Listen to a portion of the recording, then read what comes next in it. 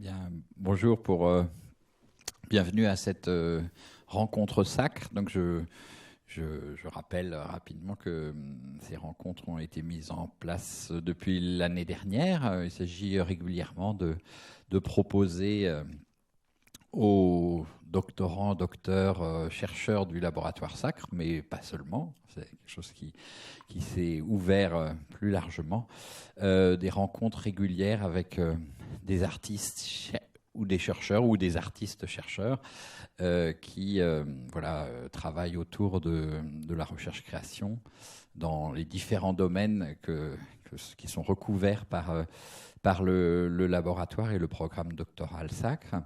Nous avons eu, il y a 15 jours, une première rencontre, à titre d'exemple, avec un chercheur, l'historien des sciences Simon Schaffer, qui était notre invité, ainsi que celui du programme d'histoire transnationale de l'ENS. Et on aura une prochaine rencontre, si vous voulez la noter, le 25 novembre, avec deux artistes qui sont aussi des chercheurs, qui sont les artistes franco-libanais Johanna Hadji Thomas et Halel Jorej, qui ont toute une œuvre importante qui est en grande partie centrée sur le cinéma, la vidéo, la photographie, mais aussi l'histoire et des installations, et qui regardent assez régulièrement ce qu'on peut appeler la recherche-création. Donc ça, c'est le 25 novembre, ça aura lieu à 14h à l'ENS, dans la salle du SAN. Et puis d'autres rencontres seront proposées au cours de l'année 23. À partir de janvier, il y aura encore 3 ou 4 rencontres pour cette année 22-23. Voilà, donc aujourd'hui, je suis vraiment ravi de recevoir avec Barbara, notre invité, Marcus Lindeen, qui vient donc pour le festival d'automne et qui a accepté de venir à cette rencontre. Barbara, je te laisse la parole. Merci Antoine, bienvenue à tous. Je vais présenter nos deux intervenants, enfin notre invité et Viviana Chiotini qui va participer avec moi à la modération. Et puis ensuite je laisserai la parole à Marcus pour quelques moments de présentation de son travail, parce que peut-être que vous ne le connaissez pas tous, même on est certains dans la salle à avoir vu la pièce Orlando et Michael hier au Théâtre de Gennevilliers. Juste un mot sur la langue de notre échange également. On va un peu alterner entre l'anglais et le français. Marcus va s'exprimer en anglais. Moi, je peux traduire si besoin. Je ne sais pas si vous comprenez tous l'anglais ou si il y a besoin d'une traduction que je peux faire sous forme résumée si besoin. Est-ce que quelqu'un a besoin d'une traduction ? N'hésitez pas. Ou ça ira ? Ok, bon, en tout cas, n'hésitez pas à lever la main si besoin. Voilà, donc Marcus Lindeen, merci d'être avec nous. Vous êtes auteur, réalisateur, metteur en scène suédois, mais basé à Paris. Vous avez une formation en mise en scène de théâtre à l'Académie suédoise d'art dramatique, et vous avez également été journaliste pour la radio en Suède. Ensuite, vous avez commencé un travail théâtral et dans le champ du cinéma documentaire en 2006 avec un coup double qui est un film documentaire qui s'appelait Regretters et une forme théâtrale. Et depuis ses débuts, vous avez réalisé 4 films et 7 pièces de théâtre. Et donc, vous présentez actuellement la Trilogie des identités, donc 3 pièces au Théâtre de Gennevilliers dans le cadre du Festival d'automne à Paris.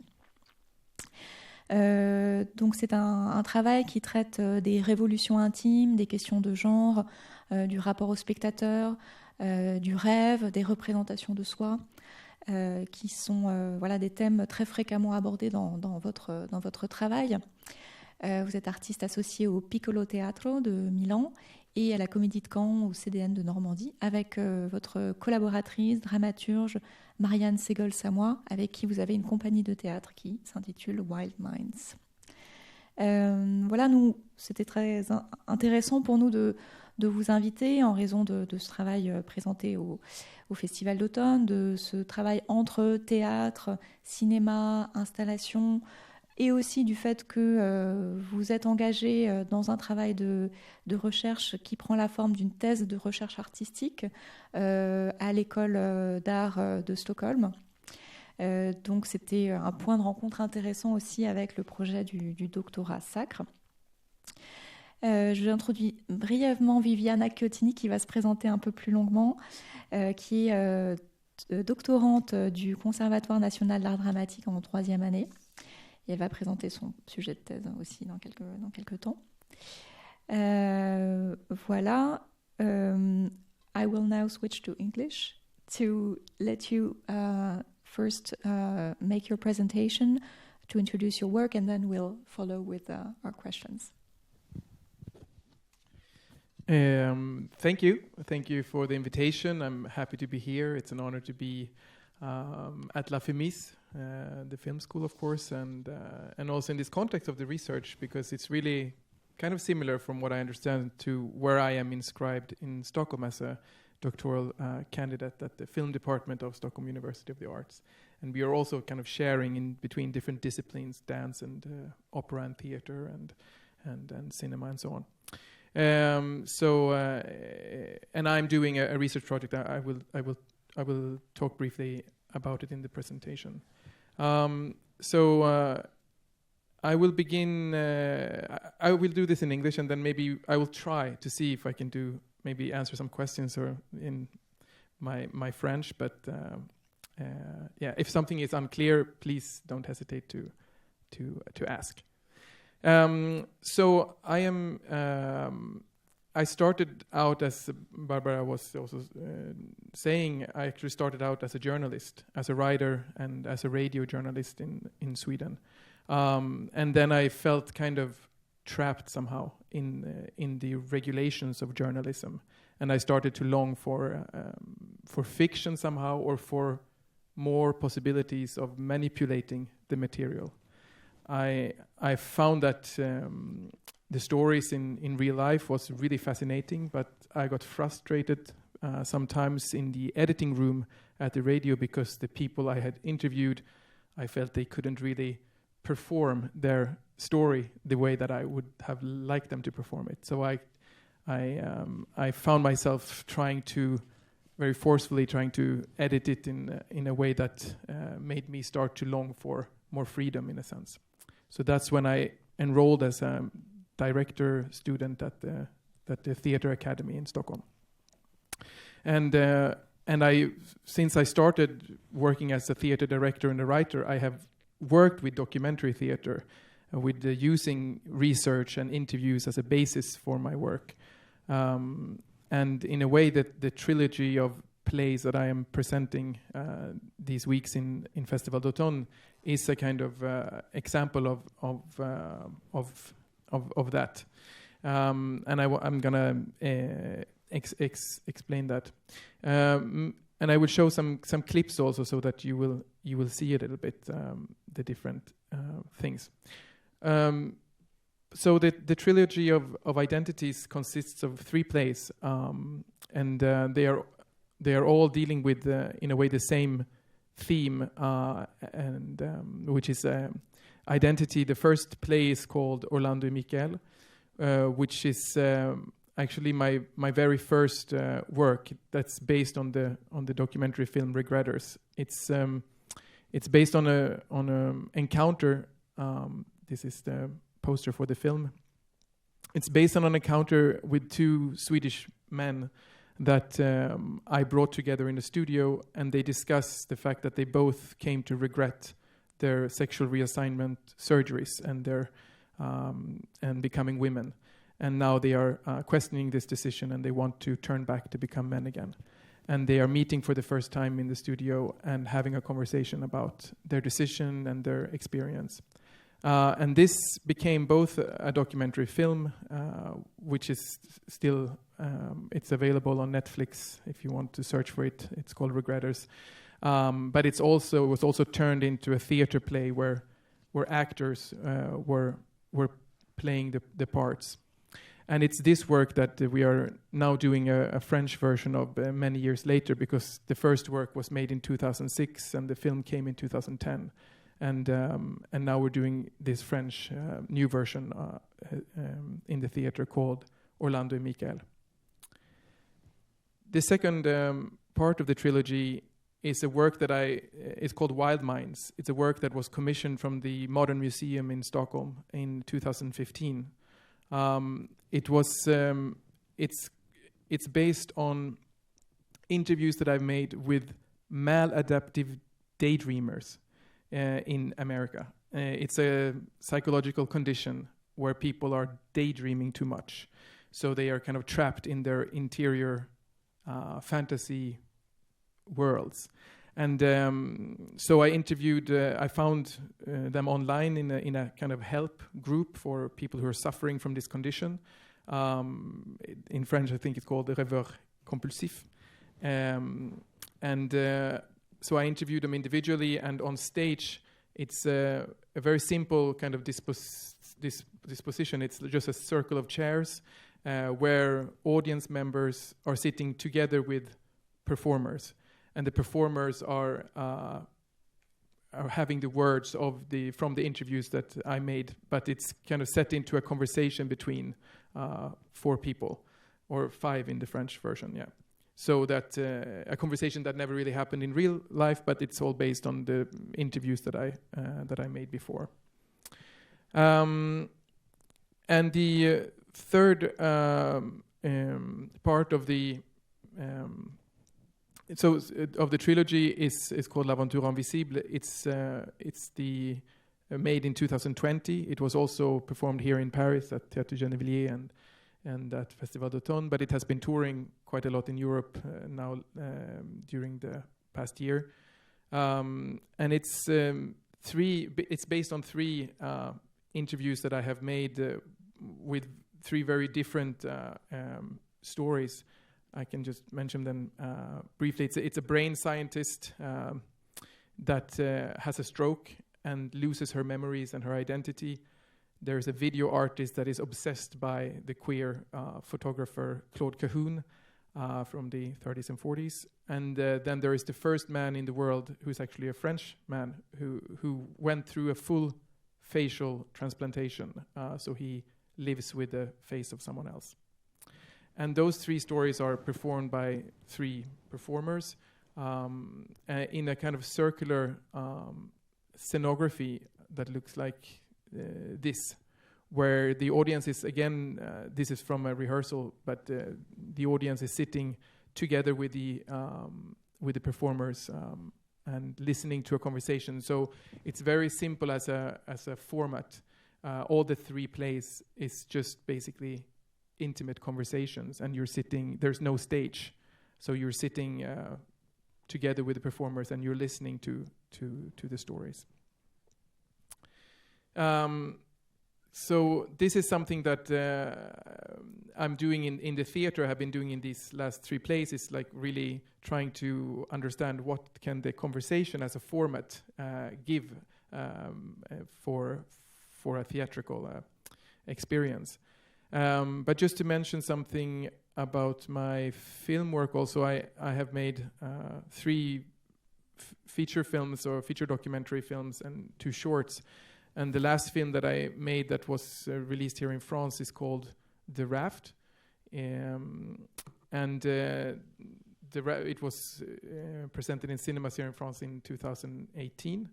It's about a Mexican scientist that in 1973 crosses the Atlantic Ocean on a raft, and he brings with him 10 people from all over the world representing different gender, religions, and ethnicities to study violence and sex. And in the film, I reunite them in a studio 40 years later, the people who are still alive, to board a reconstruction of the raft and to talk about the experience and what happened back in the 70s. And I thought we could just see a trailer of the film so that you get an idea of how it looks.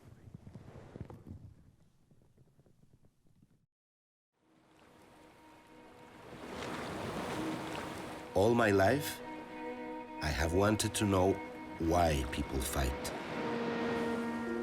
and really understand what is going on inside our minds. The first time I saw the raft, I was excited and a little frightened. We were going to answer questions about what makes people hate each other. The plan was to cross the Atlantic all the way over to Mexico. Will an isolated group of people on a raft cooperate to survive? Or will the situation create conflicts and make them fight against each other? This is like home again. This is the raw data that he's compiled into graphs. We were the guinea pigs. We became like a very tight tribe. It was some of the best things that happened to me to let my heart beat for them. It was like we were astronauts being launched into space. How often do you masturbate? I don't count. With whom have you had sexual contact? Many. Everybody.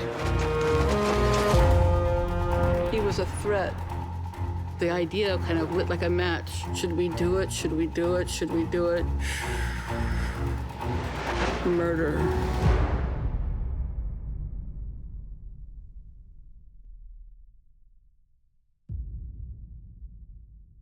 So this is just to show you an example a little bit about how I work with documentary material. I use it kind of in a very theatrical way when it comes to cinema. I basically make it take place on a stage in a black studio with a scenography, and I borrow a lot of techniques from fiction filmmaking or from theater actually, to see how you can treat documentary material with those kind of methods. And we could maybe see just an excerpt of L'Aventure Invisible. Also, like there is a short trailer, or we can see maybe a clip from the very first scene in the play, which is just to give you an idea a little bit. So let me see here. This is the very first thing that basically happens in the play. Non. Je pense pas que ce soit une bonne idée d'être moi-même sur scène. Ok. Je préfère pas. Pourquoi ? Tout d'abord, ça m'est difficile de parler. Depuis la greffe, je peux plus fermer ma bouche correctement. Donc, ça pourrait être compliqué pour le public de me comprendre. Mais vous seriez d'accord pour que quelqu'un d'autre vous représente sur scène et raconte votre histoire ? Oui. S'il dit exactement vos mots comme maintenant pendant l'enregistrement. Oui. Donc, si vous avez quelqu'un qui vous représente sur scène, vous imagineriez que ça pourrait être qui ? Il faudrait que ce soit quelqu'un de très jeune. Peut-être un jeune acteur ou un étudiant en théâtre ou je ne sais pas. Ok, mais vous avez 45 ans là. Oui, je viens d'avoir 45 ans. Mais mon visage est jeune. Il vient d'un donneur qui est mort à l'âge de 20 ans. Donc je trouve que c'est quelqu'un de cet âge qui devrait me représenter. So in a way, here it's also an example a little bit about the relationship between reality and what happens on stage. Here it's very clearly communicated for the audience right at the beginning of the play that at least this character is not himself on stage. He's representing someone else, and the person he's representing has actually chosen him in a way, or like someone like him, someone who is young. And I work closely with the... Here is Jérôme Mamon, who's who I'm sure some of you have heard of him. He has been quite a lot in the press in France, as he has been going through 2 facial transplantations, in fact. And he has also published a book about his life and so on. And I interviewed him together with Marianne Segol-Semois, who I work very close with, who's my collaborator and dramaturg. And we interviewed him several times here in Paris, and he also came to rehearsals when we were working to meet the actor who was going to play him on stage, and so on.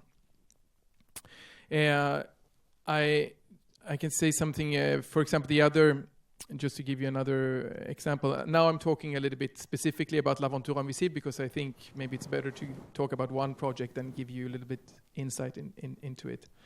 One of the other characters is based on this woman, Jill Bolte Taylor. She's an American brain scientist who has published a book that has been reprinted all over the world, and I think she has a TED Talk online that is, I think, the second most viewed TED Talks of all time, which is, I recommend seeing it. It's very powerful, actually.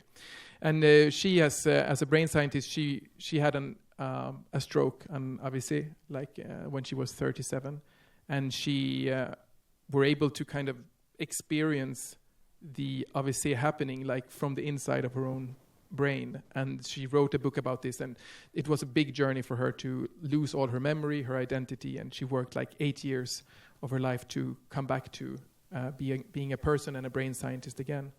And on stage she's played by an American opera singer who we casted for the part, Claren McFadden, and maybe we can watch just an excerpt from that play.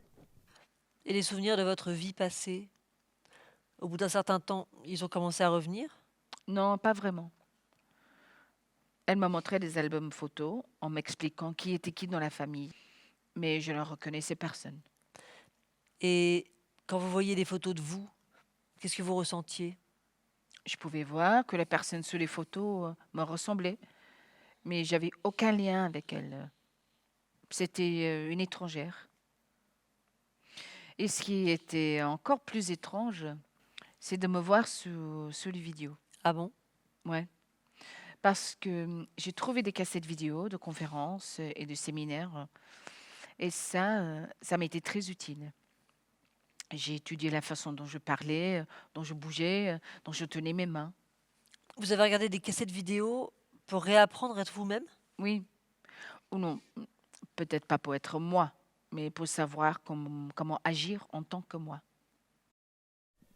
And the third person on stage is actually based on this person, Sarah Pusil, who is a video artist in London and who has dedicated 20 years of her art career to interpret the works of Claude Cahun, who is this surrealist writer and photographer, French, but who lived on the island of Jersey, and who took amazing photos, very androgynous, queer, very ahead of her time, and that people in that moment didn't really see. It was first after her death that it was discovered. And I wanted to do something about Claude Cahun, but I didn't know exactly how to approach Claude Cahun. I didn't want anyone to play Claude Cahun on stage. So I tried to search for another entry point, and I found this artist in London that had a kind of obsession with Claude Cahun. So I decided to interview her as the basis for one of the characters. And in the end, it's Frankie Gogo, who is a performer here in France, who's interpreting the artist, who is in the end a kind of mix between the words of Sarah Pusil, my words, and also Frankie Gogo's life story. In a sense, the character is kind of mixed between those three sources. I'm going to see if I can find a clip just to see something with the artist. Regardez. I just want to say, because during it's very the play consists of conversation between the three, and you listen to those, and at some point there are some photos being displayed on two screens and some films and so on. Regardez, cette photo c'est 1934 et cet artiste c'était Claude Cahun. Et qui est Claude Cahun? C'était une écrivaine et photographe surréaliste qui vivait dans les années 20. Mais bon, elle était trop radicale pour son époque. Ok. C'est elle sur la photo? Ouais.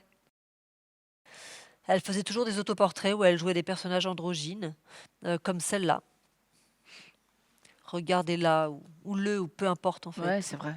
Bon, maintenant, c'est plus accepté d'être fluide, queer, de jouer avec les identités, mais à l'époque, ça ne l'était pas. Pas de cette façon-là. Ah ouais. Quand j'ai vu ces photos pour la première fois dans l'expo, je me suis mis à pleurer. Ah ouais? Pourquoi? Parce que l'histoire offre pas beaucoup d'exemples de personnes comme moi. Mais quand vous dites de personnes comme moi, qu'est-ce que vous voulez dire? En fait, moi, je me suis fait opérer. Je me suis fait retirer la poitrine. Ok. Ça a été très important pour moi de le faire. Mais ça ne veut pas du tout dire que j'ai envie d'aller plus loin et de devenir un homme. Mais c'est pas un peu compliqué d'être entre les deux comme ça? Non, pas du tout. Parce que c'est comme ça que je me sens bien. Ok. C'est ce que j'ai appris avec l'autre cas. Hein. En termes de genre, le choix le plus courageux qu'on puisse faire, c'est de ne pas faire de choix. So it's and in as I can say, maybe should I continue just for 2 minutes or something, just to say something about the method of script writing, and which is also integrated into the rehearsals. I work with the sound script, so it means that all the actors. This is a method that is called verbatim headphone theater technique. It's several companies that are using this technique in Paris. Emily Rosset is using this technique with, for example, with like oreillettes, like little earpieces that delivers the text both during rehearsals but also during the performance. So the actors are wearing these earpieces, and they in the earpieces they are listening to text. That text could be text from a documentary character that I have recorded, but because I make most of my interviews in English, here in France it's translated, and there's actually professional actors going into a sound studio who make the voices for the ears. So it becomes a kind of like almost like a radio theater session where we make a kind of sound script in a way, and each this is the method I've used for all the 3 plays in the trilogy, and each actor has his own or her own voice. I can demonstrate just quickly like how it works. This is an image from the sound editing software Pro Tools, which is used as a kind of to make the montage of the dialogue. So I would show you just how it sounds in the ears of the performer. Et pour ce visage-là, c'était qui le donneur? Un jeune garçon de Nantes. Il avait seulement 20 ans. Il est mort comment? Je sais pas, et je veux pas savoir. Je sais seulement que ça a été une mort soudaine et inattendue. Mais le fait d'avoir les cellules de quelqu'un d'autre et les vôtres qui se rencontrent, ça vous dérange? Ou ça vous a déjà fait vous sentir étranger à vous-même? Non, j'y pense pas comme ça. Et pour ce visage-là, c'était qui? Oh, sorry. And I would go directly to just an excerpt from the same scene during one of the performances. So it's a video document. Et pour ce visage-là, c'était qui le donneur? Un jeune garçon de Nantes. Il avait seulement 20 ans. Il est mort comment? Je sais pas. Et je veux pas savoir. Je sais seulement que ça a été une mort soudaine et inattendue. Mais le fait d'avoir les cellules de quelqu'un d'autre et les vôtres qui se rencontrent, ça vous dérange? Ou ça vous a déjà fait vous sentir étranger à vous-même? Non, j'y pense pas comme ça. Mais après ma première greffe, j'ai fait un cauchemar horrible. And just so it's a little bit confusing maybe because they're not always hearing the same voice in their ear. Sometimes when we when we do the kind of radio play, we do have one dedicated actor for each performer.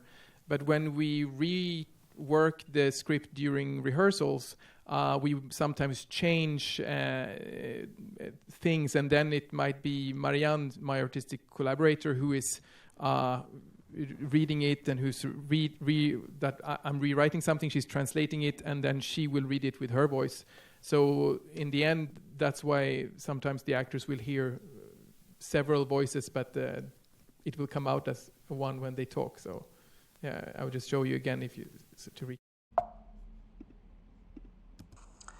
Et pour ce visage-là, c'était qui le donneur? Un jeune garçon de Nantes. Il avait seulement 20 ans. Il est mort comment? Je sais pas, et je veux pas savoir. Je sais seulement que ça a été une mort soudaine et inattendue.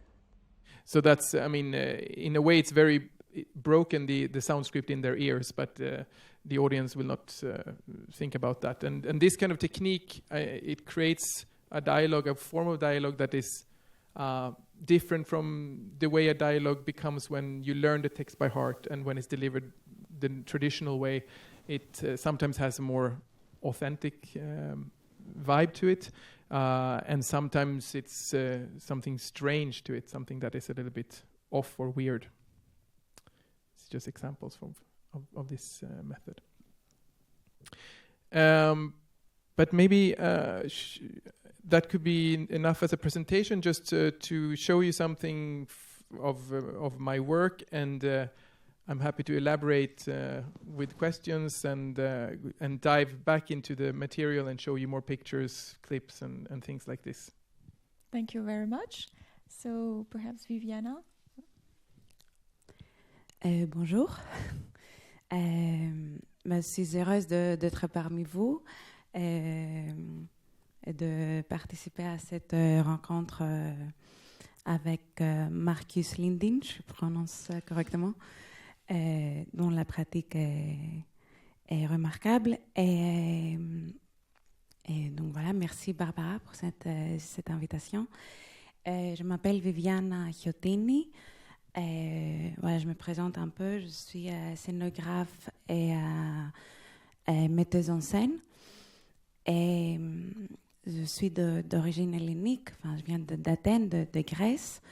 J'ai fait des études en architecture à Paris et puis de scénographie à Londres. Et donc, l'espace, la relation du corps avec l'espace, le lieu, la composition influence beaucoup la manière dont je pense le théâtre et la manière dont je pratique aussi la mise en scène et aussi la manière dont je comprends le cinéma. Je suis doctorante SACRe en 3e année, affiliée au Conservatoire national supérieur d'art dramatique, où je développe un projet de recherche création, donc de recherche par la pratique, intitulé « Dramatisation des relations entre le corps et l'espace, le triptyque dans la performance interdisciplinaire ». Ce projet interroge le format triptyque qui est essentiellement développé dans le domaine de beaux-arts. Donc, quand on a une œuvre, par exemple une peinture en 3 panneaux, ça peut être une œuvre sculptée ou même une installation. Donc, une œuvre qui consiste en 3 œuvres. Et moi, j'explore ce format dans le théâtre et la performance. Et pour cela, j'utilise des outils interdisciplinaires. Et en ce moment, je me concentre sur la notion du rythme. Et je cherche un rythme entre 3 performances parallèles, donc à la fois parallèles, simultanées et isolées, entre 3 espaces scéniques qui forment un tout défini par la relation, ou entre 3 corps ou plus qui sont à la fois ensemble et séparés.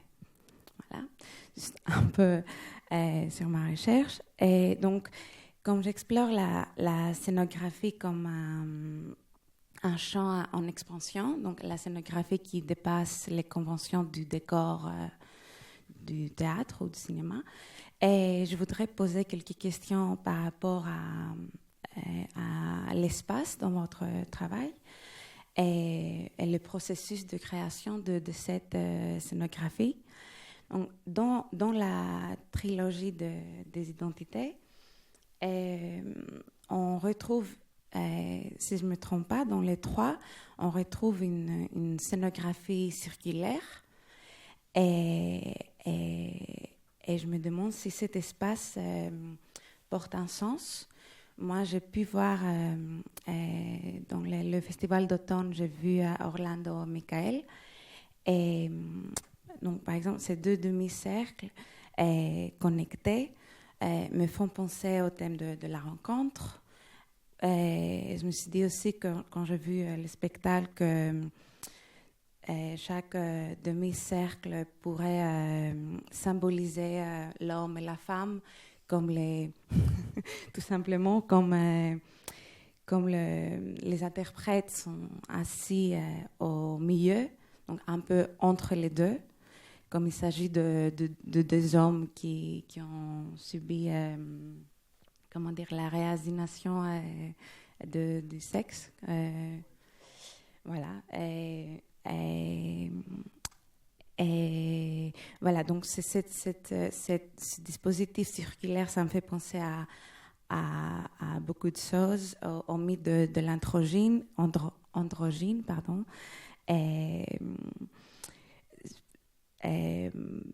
Voilà, pour parler juste un peu de ce mythe, pour Aristophane, il y avait trois sortes d'êtres humains, donc la femelle, le mâle et l'androgyne, qui est composé de la femelle et du mâle, mais ayant provoqué la colère de Dieu, Dieu a puni les androgynes en les séparant. Et donc, du coup, ces deux demi-cercles unis, ça m'a fait aussi penser à une recherche d'une unité perdue. Voilà, donc ma question est-ce que cette scénographie est basée sur le drame ou est-ce que c'est vraiment le but c'est de créer une relation intime ou de positionner les interprètes à côté des spectateurs, voilà. I wish it was more thought through the way that you very beautifully interpreted the scenography in relation to the topic, but actually the scenography was made specifically for L'Aventure Invisible, the play that I've been talking a little bit about before. And after we had made L'Aventure Invisible, that's when I realized that actually, if I look back, I have three plays that all deal with a similar theme and also share a similar form.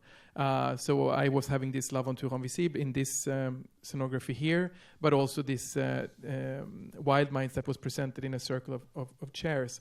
And so I decided I would like to present also Regretters or a reworking of that material and make it part of the trilogy. And I said, why not use this sonography that we already have? So, the sonography is more built as a kind of platform, I think, for proposing a very intimate form of theater, where you basically take out the plateau, the stage is gone because it's not really used in the spectacle because the performers are sitting together with the audience. And when we were developing the structure together with the scenographer, we were thinking a lot about how to make a very intimate conversation be at the center of the experience without using the traditional audience and the stage. And one of the inspirations that we were trying many different ways. We knew we had three témoignages in a way that we're going to meet in an encounter, but we were trying other formats in the sketch. We were trying this, so we were trying something where the audience was still in the audience seats, but maybe the three performers were maybe turning on a plate or something that you could see them, but they were talking together. And then we were looking at something called the anatomic theater. I don't know if some of you are familiar with it. It's some kind of thing from hundreds of years ago in the field of medicine and science. There would be a kind of a scientific spectacle, you could say, where people would be invited to assist. It could be how do you say, like a dissection of a body, an autopsy, where a doctor would explain the surgery and showing the body and so on, and the audience would be standing around. And we thought that this was an interesting concept in a way, and also, of course, there is the arena of the ancient Greek theater and so on. So we started to work with that more to find different ways of having the audience sit together with. But it was really, I think it was more pragmatic than linked to the theme when we built it. Yeah. Merci. Mais en parlant de la scénographie, je voudrais aussi vous poser la question par rapport au film que vous avez fait de The Raft. Là, l'importance, il y a une importance de l'espace principal, qui est principal, je pense, dans le film. Et je voudrais un mot sur ça, et notamment sur la reconstruction du radeau pour la restitution, reenactment des moments vécus avant 40 ans. Est-ce que cet espace a aidé ces personnes, est-ce que ça a aidé leur mémoire? Voilà, je suis curieuse de savoir le retour par rapport au radeau dans le studio, comme c'est l'espace qui est le point commun entre les personnages. Peut-être on peut dire aussi, maybe we can also add that The Raft was a film and also presented as an installation at Centre Pompidou.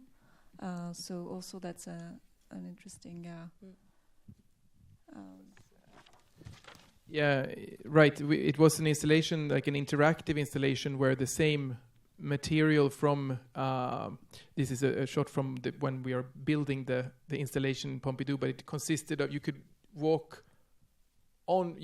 board the raft as an audience, and you could walk around, and it would contain like headphones. You could listen to testimonies. There were video work in monitors and on screens, and there were objects that you could take part of, and so on. So that's right, the raft became both an art installation and also a film for the cinema. But to say something about the scenography for the raft, I think I have to go back to my first film, which is Regretters, because Regretters was really, in a way, very simply made. It's just shot in a black studio. It's one conversation between these two characters, and it's filmed very simply with 3 cameras. So it's just like nothing is happening in the film. Basically, the only thing that is happening is that they're showing photos of their lives, and they're talking. And I thought that the studio was such an amazing environment, because it was giving me so much freedom. I felt very at home. It reminded me of the theater. So as a filmmaker, it gave me a lot of opportunities, I felt, to control the material. And after that, I wanted to go into the studio again, but see what more could I make in the studio with documentary material. And I decided I wanted to go into the studio with scenography. What can I build that could have a meaning for the participants? And I really searched for stories to match that idea. It was really like a superficial idea from the beginning. I want to make a studio film with documentary material with a scenography. and then started to come this idea that I want to make a reunion of people who had experienced something strong in the past, in their youth, and I started to look at events from the 1970s, political groups and queer communes and different things like before landing at this story with the raft. And when I found the story with the raft, I decided, okay, but this is it. I thought it was a fantastic story, and it had an amazing object. I mean, it was like a scenography already, and the experiment was about understanding what happens in a limited space between people, and so there was almost this kind of theater built into the experiment.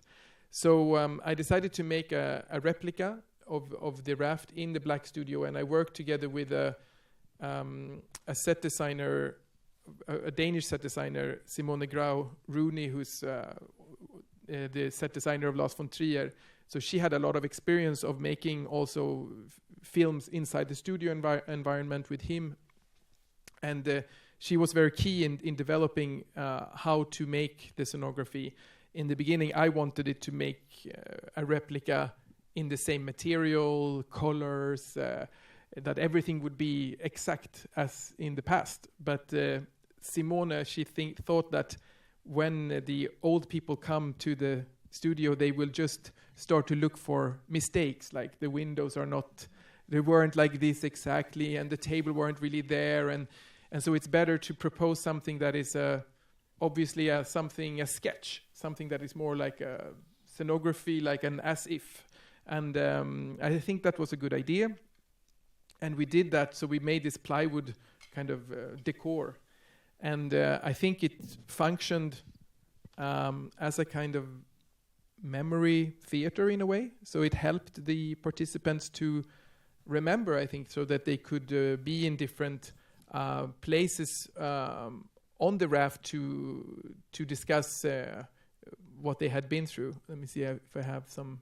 Yeah, I mean, so I could place them in different positions, and when they were, for example, inside, they could remember, oh yes, I slept there and you slept there. So it gave some kind of food for their memories, but also it gave me as a director opportunities to make a richer material in terms of images, in terms of movement, and playing with cinema in a more elaborated way than I had done in the previous film. Could you perhaps tell us a bit more, as you've just started to do, about your preparatory process in your approach of a topic? How do you find your subject matters, your stories, and how do you research them? What kind of documents do you look for? You mentioned that you were conducting interviews, but also collecting photographs or other types of press clips, etc. Can you tell us a bit more about that? Yes. So, I mean, since I was a journalist at the radio, I have a practice in my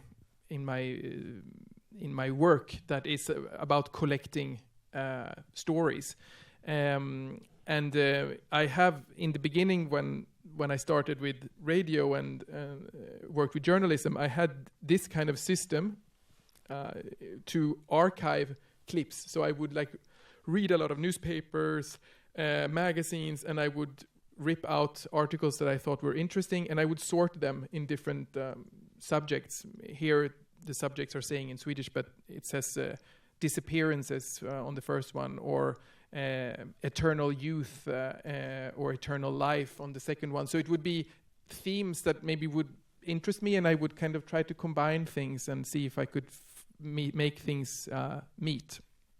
And I do this all the time, and it's when I'm about to make a new play or a new film, I go back into the archive and I try to search for what have I been curious about before. And just to give you, I can give you some examples of things that I'm trying to look for. This, for example, either it's personal stories, people who have experienced very strong changing things. Here is like a woman who can't feel pain, for example. But if it's like a story, I usually try to find stories that has maybe a very in a way sensational quality, something that is very strong and almost larger than life, almost like fiction, but in reality. But I want them to carry, or to be able to carry, something universal that we can all relate to, and not all stories make that match. It's very hard. I'm interested in science. I try to find scientific things, but maybe that has a kind of poetic layer to it, or a more philosophical or existential layer. Or it could also, sometimes I just collect things that are just strange. Here's like a little thing about someone who saw 2 doves on the street who had glued hats on them. So apparently someone had glued some hats on some pigeons on the street.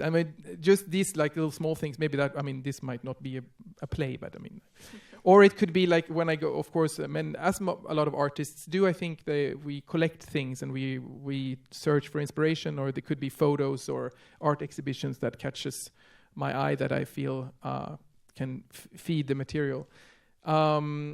But for example, with L'Aventure Invisible, I had. Do you want me to like really go in more detail? I can, but this is the general. Like I have this as an ongoing practice.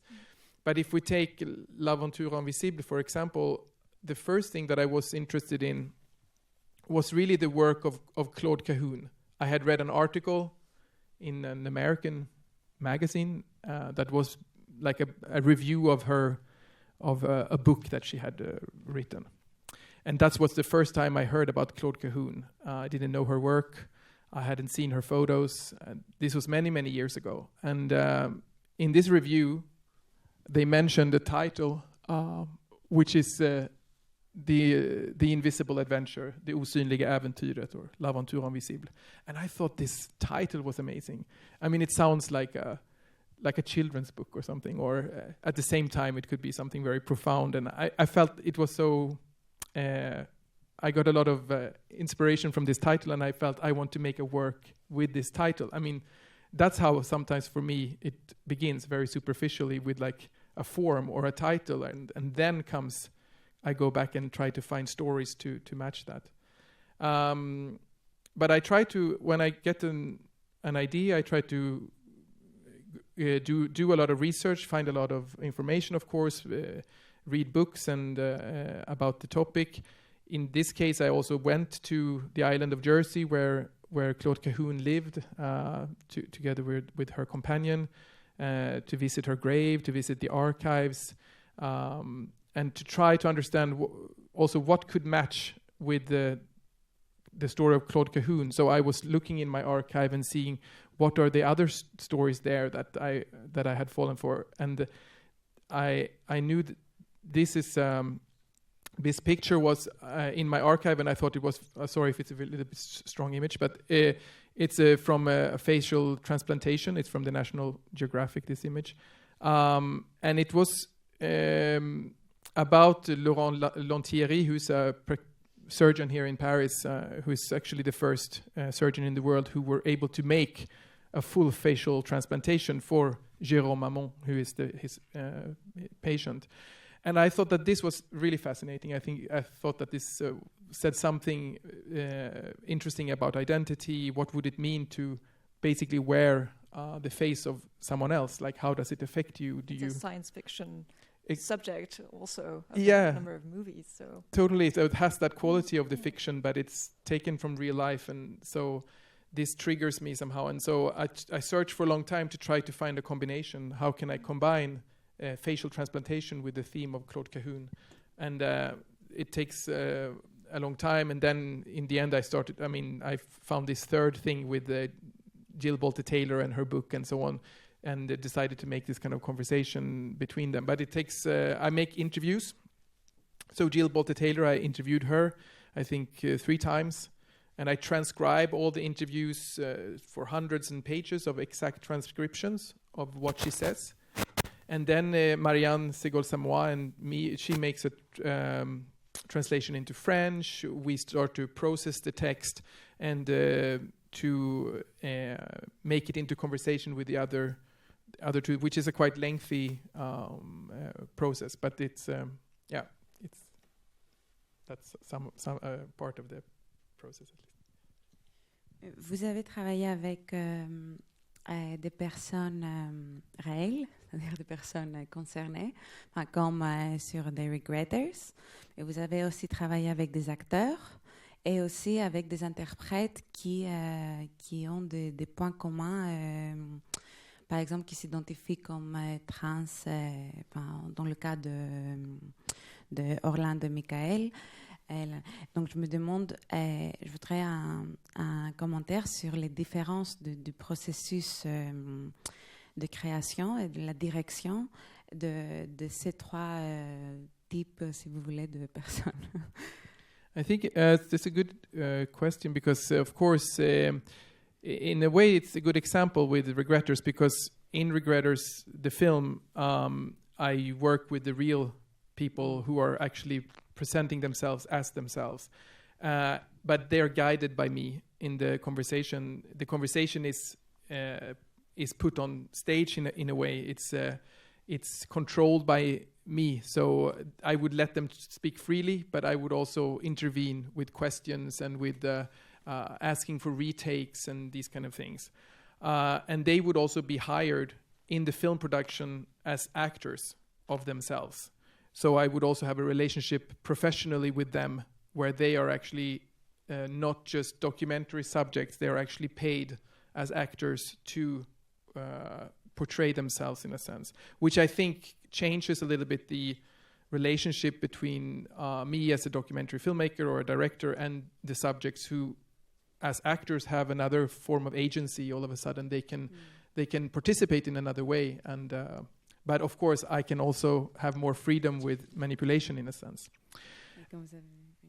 And when we in the play, in the last works I've been doing, I've been trying to work with non-professional actors because I think I'm searching for a kind of non-theatricality on stage, and I have found it more easier to achieve that with people who are not trained as actors. So for Orlando et Michael, the play, the French version of Regretters, here we decided to work with people on stage that themselves have some experience of either being trans themselves or queer somehow, or an experience of androgyny, of being somehow questioning in their own identity and their own bodies the idea of the binary gender scale. And we were working with a casting director who herself is a trans woman, and who were searching within the community in France of community queer, community trans, to find the interpreters or the performers. And we worked for almost 8 months and had castings to find them. So I work very, very detailed, and we've done that also with the other two plays here in France. We've worked very, very hard to get with castings for to find the performers. I don't know, and of course, because they are non-professionals, they don't. It's a utility that I use the sound script as a method because I don't need to work the way I'm in a way trained to work with professional actors, where you work with them learning the text, but also working with psychology and the techniques and in how to interpret the text. Here I can control that with the actors in the headphones, or I can control it in my sound program in a sense. I don't need to ask them to make a pause or to push things. I can change the intonation in the voice that they're hearing, and they can just follow. So they don't need to really they don't need to compose in a sense actively. But of course, when they have been performing several times, the text starts to be kind of incarnated in their bodies also. So it becomes a kind of theatrical work, but from another perspective, it's. But also, as a spectator, when you are looking at Orlando and Michael, this strangeness and distance from themselves is felt and participates in our reception of the themes of the play. We see that they're repeating what they hear, and they are not fully embodied or fully. They don't fully take on the role. There's a distance, and I think that plays completely into the what is the topic of the play. Right. And also, this is a running thread between a number of the plays and the trilogy.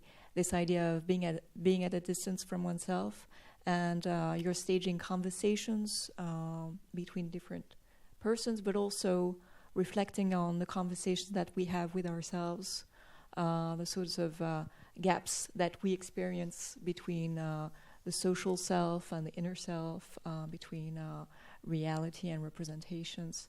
And I think the choice of acting technique plays into that sort of general theme. Mm-hmm. Yes, I think of course in this case you're completely right about that. I think it works. It's not. It has really been a working technique that I've been doing more pragmatically, actually, to just like this. It provides me a palette when I can work, which feels fluent for me, or it feels easy. But you're completely right. Conceptually, it does make sense for the topic of identity, because it has to do with representation, and everyone in the who is on stage or like in the performance, they are actually performing the voice of someone else. So there is like an identity play within the technique of how the theater plays are made. That's exactly right. Mais aussi entre le thème du voyage intérieur pour trouver son identité et la forme de la conversation. Il y a une conversation. Est-ce que ces deux sont liés? C'est-à-dire, est-ce que sont théoriquement liés pour vous? Est-ce que ce voyage de l'identité, se fait toujours par rapport à la relation avec l'autre? Yeah, I guess, because I mean that's a way of exploring your inner self is also to me in conversation with others. And I think what I'm trying to achieve in these conversations on stage, which are not necessarily documentary conversations, except for Orlando and Mikael, who actually did meet in real life, but for the other plays they never met. So the conversation is kind of fictional. It's a kind of dream conversation that I wish that maybe would have existed in real life, and maybe represents a kind of conversation that I lack in the real life, where I think it's hard to how do you make a conversation that really goes deep into topics, and where people are really curious and listening to each other, and maybe in therapy, or maybe there are examples, of course, in society where we can achieve that. But I think it's interesting to see what can art contribute in terms of that. Can we, as artists, provide an idea of the conversation that can reach further than conversations do in real life, I guess. Perhaps you could tell us a bit more about your research project, because I believe it is rooted in that notion of the conversation as a tool for theatrical staging. What do you conceive as research in your work? Is it the experimenting? Is it a way that you're dialoguing with social sciences or with theoretical sources, or I don't know what? Do you place your work in connection to other artworks? What do you conceive of research in your practice? I mean, I've been enrolled in the doctoral studies program at Stockholm University of the Arts since 2017. I'm doing it part-time, and I'm about to do my disputation in 1 year. And the subject of my research is the staged conversation. So working with conversation as both the method and the form of as a way of treating documentary material for both theater and for film. So I mean this. And the practical research includes 2 works. It's The Raft, the film, and L'Aventure Invisible, the play. And I have also added, as a kind of documentation of my practice or my process, I will also make a book with my work diaries, because that's another tool that I'm using constantly next to this practice of collecting and sorting newspaper clips and stories and taking in that. I also have a diary, and which of course a lot of artists are having that, but this is a kind of conversation I'm having with myself, like about my work, and trying to understand what I'm doing, trying to like it's a kind of dialogue with myself in a sense. But I think in terms of research, I mean, in the program in Stockholm at the university, it's very much focused on the practical aspect of it. It invites artists that has a experimental practice from the beginning to spend 4 years within the academic platform or umbrella to provide this possibility to go deeper into your work that you're already doing, but also provide a kind of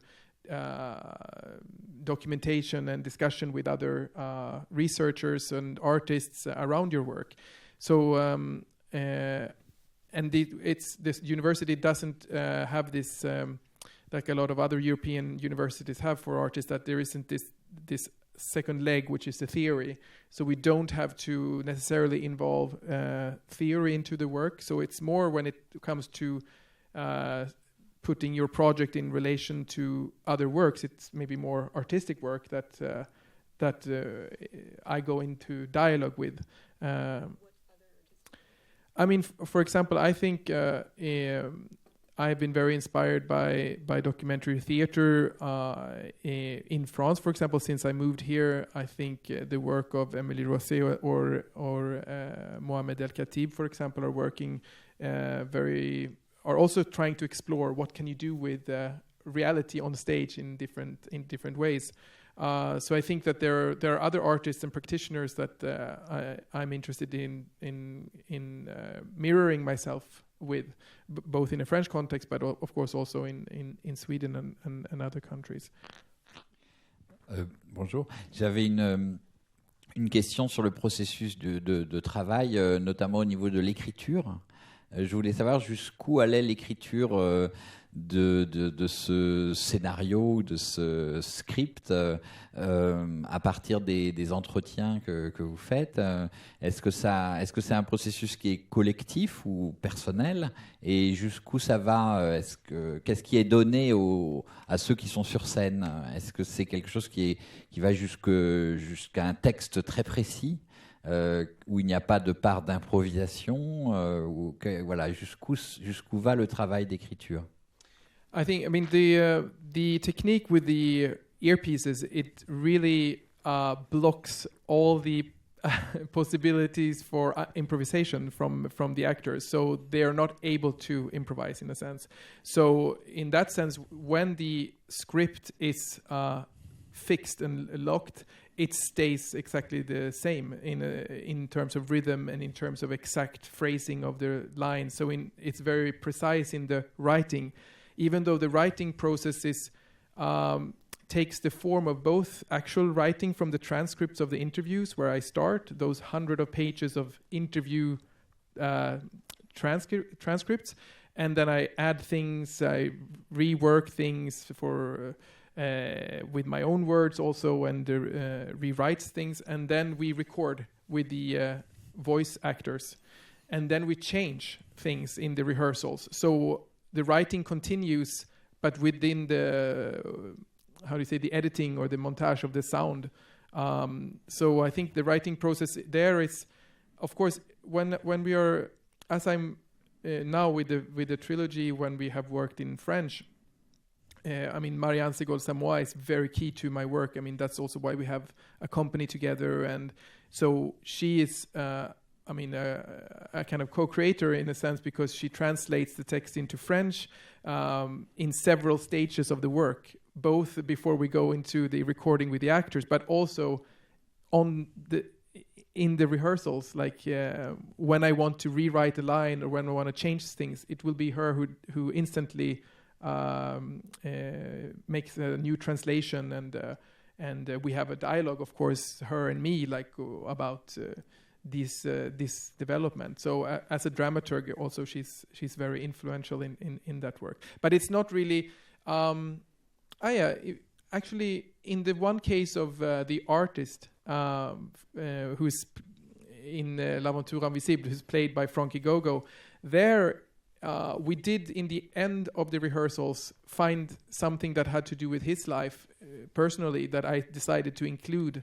So then I started to all of a sudden, in between rehearsals, interview him about his life and why he decided to take away his breasts and become something in between two genders and so on. So this part of the character came from the performer himself, in a sense, and mixed into the work.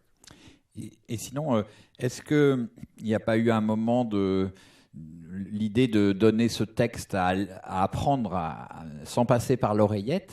Est-ce que c'est une étape qui a été envisagée ou tout de suite l'idée d'aller vers le travail à l'oreillette a été... Et donc, qu'est-ce qu'apporte ce travail à l'oreillette? Bien sûr, la mise à distance du texte, mais qu'est-ce que ça change entre le texte dit par un acteur et le texte redit par un acteur? I think because I work also with non-professional actors mainly, it's really a technique that helps them, because it would be difficult for them to know how to learn the text and so on, because they're not trained for that, even though it would be possible, of course. But for me, I think it's about control. I think it makes me being the one deciding the final rhythm of the text and the intonations and how the phrases are being said, and not like in traditional theater, where actually as a director and a writer, you have to at some point accept that it is not you who are transmitting the final work. It's an actor that will do it, and the actor will interpret or maybe change or maybe add rhythms or pauses. And I want to have that control the way I have in cinema. So it's for me, it's a matter of control, I guess. Alors, juste une dernière question. Il y a un grand cinéaste qui a travaillé beaucoup comme ça dans les années 60, c'est Jean-Luc Godard, qui a fait au moins 4 films, Vivre sa vie, et 2 ou 3 choses que je sais d'elle, et masculin-féminin avec la technique de l'oreillette. Ah oui? Oui.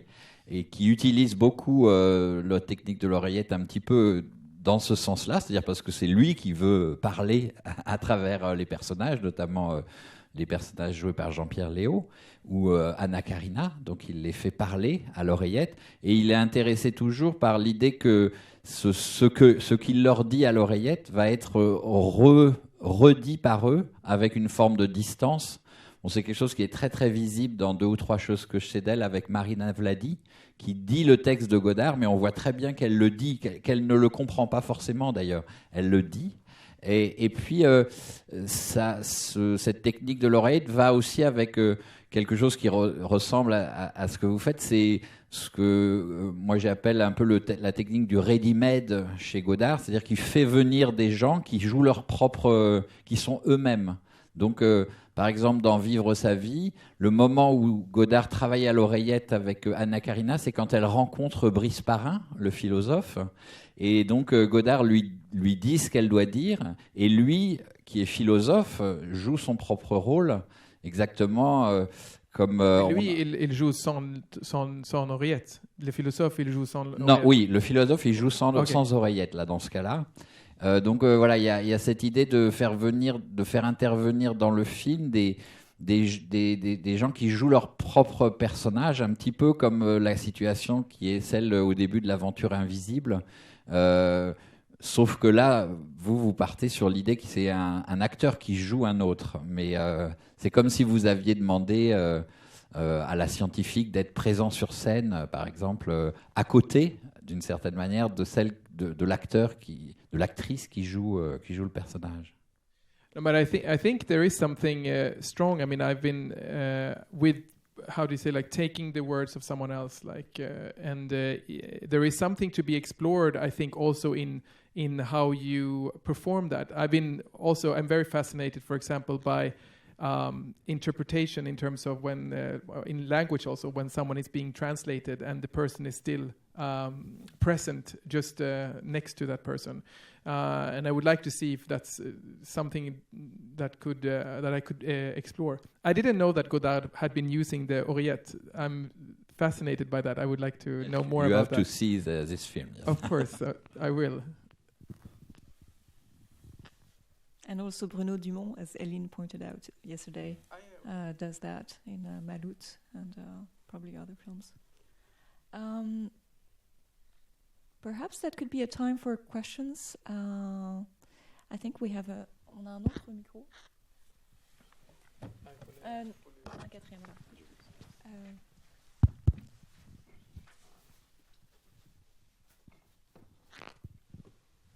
Hej Marcus, tack så mycket. Thank you so much. Någon som kan prata svenska var underbart. Suédois, super. But I'm gonna ask my question in English, that might be better.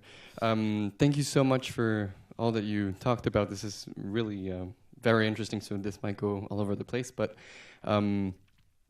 at first, like in your introduction, you were talking about frustration of reality and then the desire to manipulate in your art.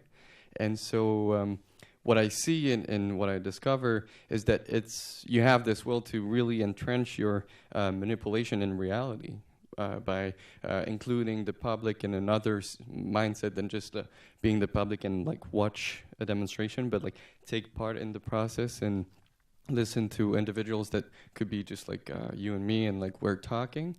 And so it made me think about like once there was a theater teacher that told me you're too much into therapy.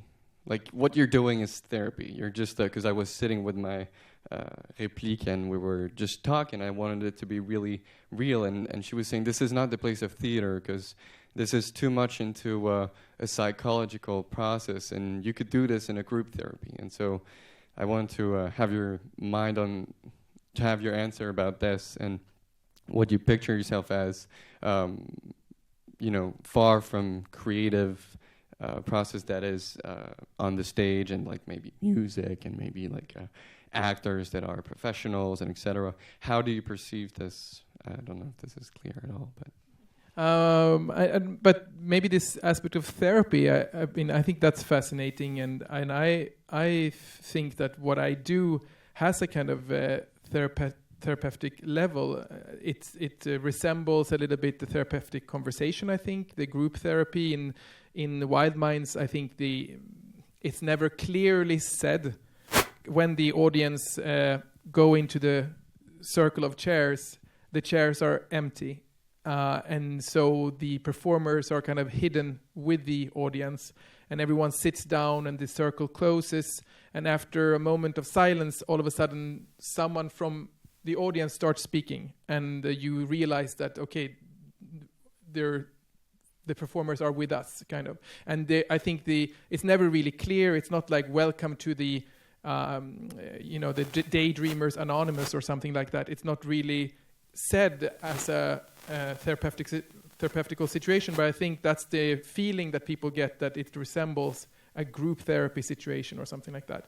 And I think for me also, there is this quality also in the raft when this group who knew each other in the past, when they come together, there is something therapeutic about it also, to be able to talk through what happened and even in Regretters, I think there it really had a therapeutical impact for the two men who had never shared their stories with someone else who also had the same experience. So I think that became very powerful dimension for them.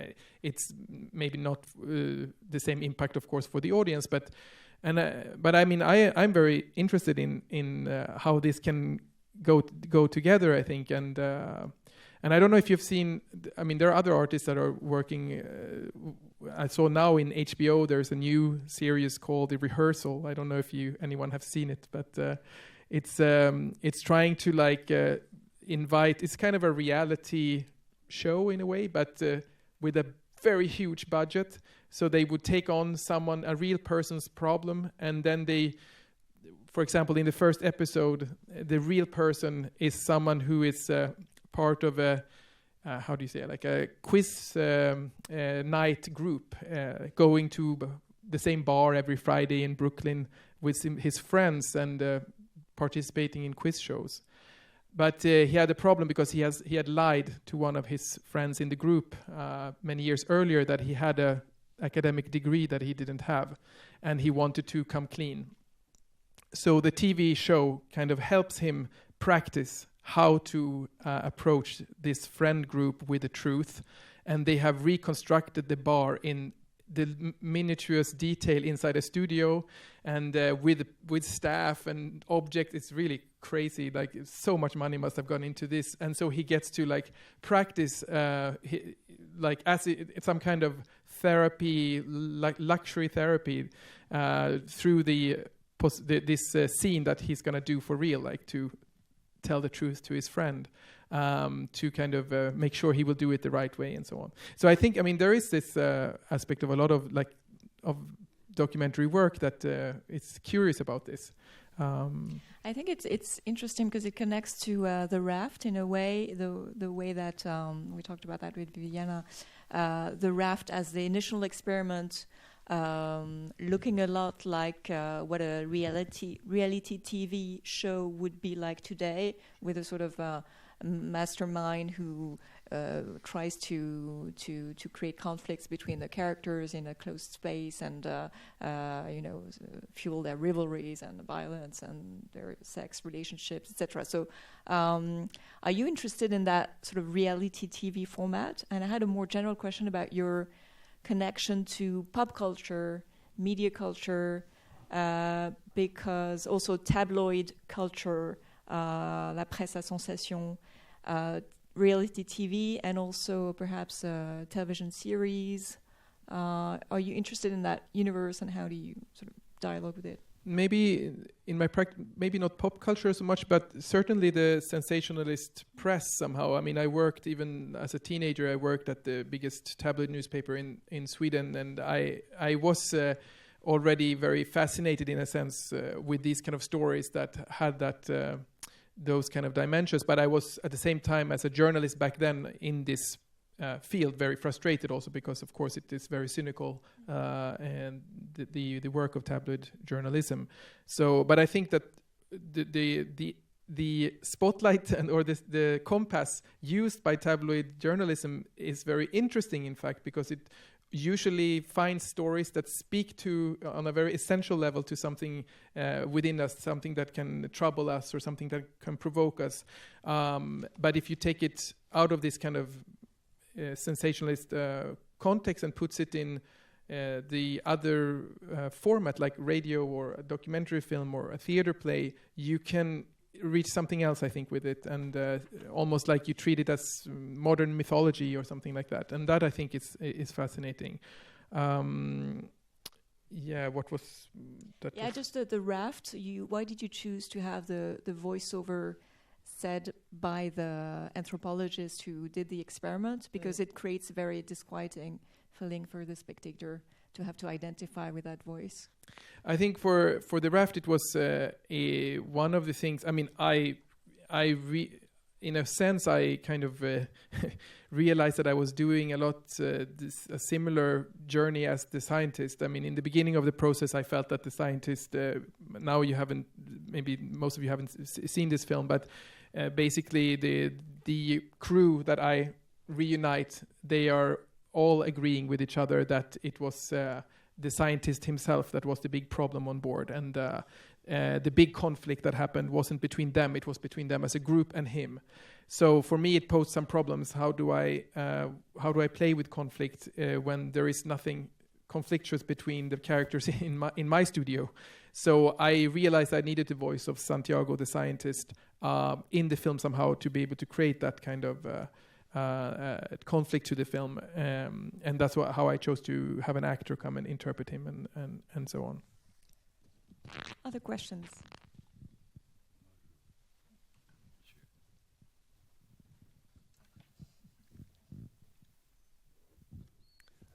Bonjour, merci pour cette présentation. Je trouve ça intéressant justement pour rebondir sur la question précédente. Alors du coup, moi je suis en doctorat en sacre et en plus ce qui est particulier parce que vous posez la question de la thérapie, je sais que je suis pédopsychiatre de formation et je m'intéresse justement à l'utilisation de ce type de dispositif aussi dans la question du soin et ce qu'on peut appeler la métacognition, la capacité à penser sur soi et ce qui se joue. Et justement, pour répondre à la remarque que tu faisais, il y a quelque chose qui se passe, et peut-être la différence éventuellement de Godard, c'est que vous rééditez le son sur un montage son, ce qui crée aussi un raccourci sur ces temps de pause, qui sont pourtant très importants. Pour avoir eu l'occasion d'éditer, comme ça, on peut un peu dans cette dynamique de vouloir raccourcir, et on le voit dans ce qui se passe, c'est-à-dire ça rebondit très très vite sur les questions. Et ça crée une étrangeté qui participe, en fait, je trouve, de la mise à distance. Et je voudrais savoir, parce que parfois c'est des heureux hasards, et parfois c'est volontaire, et j'imagine que ça se construit en tant que jeune créatif. Je ne sais pas trop comment ça va s'incarner pour moi, mais je trouve qu'il y a quelque chose d'assez intéressant, à la fois en reprenant ce dispositif que vous appelez Black Studio, je crois, et ce dispositif aussi du son qui est comme ça, raccourci, où on sent qu'il n'y a pas les respirations forcément. Je voudrais savoir déjà si c'est volontaire, ou enfin, comment ça s'est construit dans votre démarche. If I understood it right now, but I think when you see the excerpts now, maybe they are not representational, but it's of course, because you say that there's a lack of pause, like that's right, there's a density to the conversation, and I think it's I mean, in the plays, there are pauses, but there are pauses like with music and like little intermissions where there is like film or images and music to create a kind of dynamic to let the audience breathe in between. Because of course the conversation, I can't cut away from it really. Like when it started, it goes on. So it's hard to like find the moments to create those poses, but maybe the of course now it doesn't show the dynamic of the longer experience of seeing the play. But I'm not sure if that is exactly how you, because you wanted to say something about like sound and poses and maybe connected to therapy somehow. Quand vous interagissez avec quelqu'un que vous êtes en train de découvrir, ce que suppose reproduire la conversation, les questions ne peuvent pas fuser comme ça. Par exemple, il va y avoir ces incompréhensions ou ces demandes de réexplication, ce temps où on s'arrête, où on a besoin d'ailleurs du visage de l'interlocuteur, comme maintenant, où je vous vois essayer de me comprendre. Et ça c'est justement un peu effacé par... I mean, of course, I mean, I am making something much more efficace. Like it's something that is a work of like trying to find a musicality and an efficiency that is not present also in a normal conversation, like the one we're having now, where now it's also translation, where I maybe misinterpret you and then we have to re-explain and things like this. But of course, this I cut out. It's a way of like sculpting the perfect dialogue in a sense where you're really trying to make a journey through the dialogue for the audience, a journey of curiosity in a way where I make sure that the attention is there very strongly all the time. So the way I distribute my original questions and make the answers and try to shape the dialogue makes you as an audience go very fluently through the experience in a sense. So I think, I mean, it looks very simple, like as a proposal artistically, but I think in the writing and in the mise en scène and the casting, it's very delicate and a lot of detail and a lot of work into making that simplicity in a sense. Right. I don't know if that answers it. Thank you, Marcus, for your talk. I tried in English. You, as let's say, experimental practitioner, you are experimenting a lot of setups. You showed quite a lot of them. And my question is, how do these setups produce new knowledge? I don't know. For example, you have them after this traditional setup, like public and audience. You mix them all up, and the ultimate setup would be that everybody is completely mixed.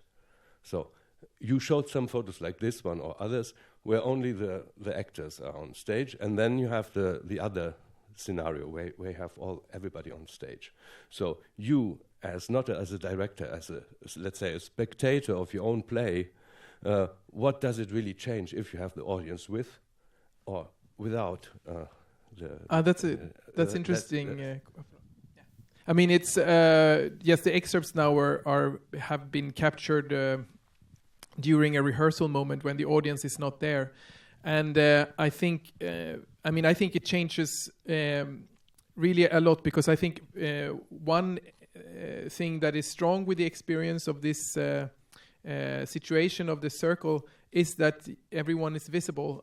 You can't hide as an audience, so you're being exposed to the look of others, and you are looking at the other people. So I think that helps. It creates something interesting, I think, because you can look at the performers, but you can also look at the others and see what are they kind of experiencing. Are they very into the story? Are they following? Are they reacting? And you're mirroring yourself. So I think this is interesting as a situation where I lack sometimes in theater. Also, you have the feeling that you're with people, you're experiencing something together, but you're not really seeing the reactions of the others. And this is really present, I think, here, where the stage is gone in a sense, and the stage is in a way the audience, and the performers are more integrated there too.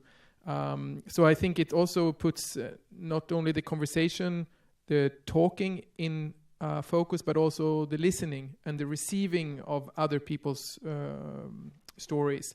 So I think that is, a humbling activity, which I lack a little bit sometimes in the public realm, which is very driven by politics, and the public debate is very driven by conflicts and by opposition, and you want to position yourself against others, where I think what I'm looking for is not really conflict, it's more kind of curiosity instead, where people are really trying to just listen and understand what the other person is experiencing, and how that might be different or maybe similar to your own. So this, I think, is, as a dramatic proposal, it's quite different from how we learn, or how I learned in theater school, that where you learn that drama should be driven by conflict, and I'm doing something that is quite far from that in a sense. Hi. Thank you so much for your generosity, your sensibility. So I have two maybe questions. I'm going to start first in English, because I work on my question, so I'm going to read it. But after I should switch in France, because I want to ask something about Godard. And Nana, with the philosopher, I know this part by heart, and so I have to say it in French just to do a comment with your work, because I think about Godard too when I see Orlando and Michael last night. Yeah. So I don't know if you know, but there are a philosopher, a Belgian philosopher and psychanalyst, and his name is Vinciane Desprez, yeah.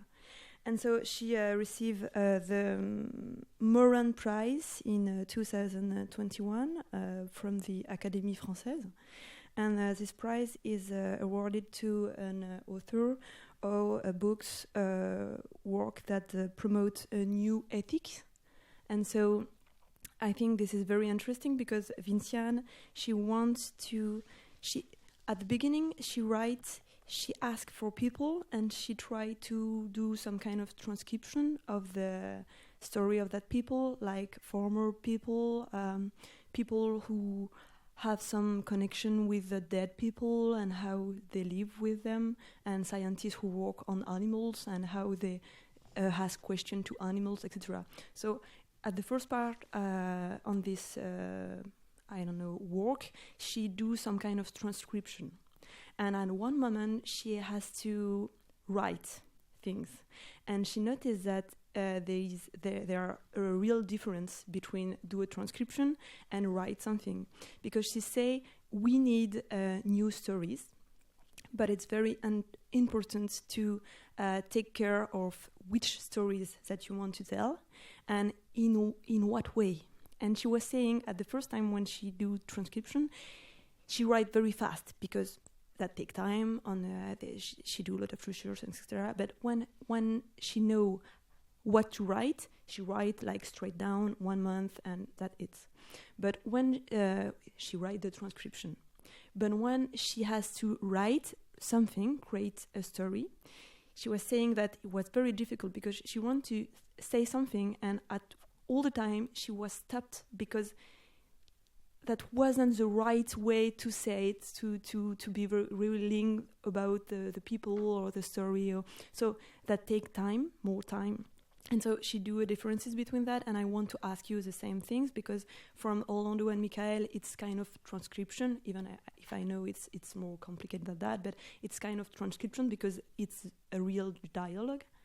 But after the 2 second piece play, it's like more, I think, like writing. So I want to know for you what is the difference between transcription and writing, and what the way to write can add you something.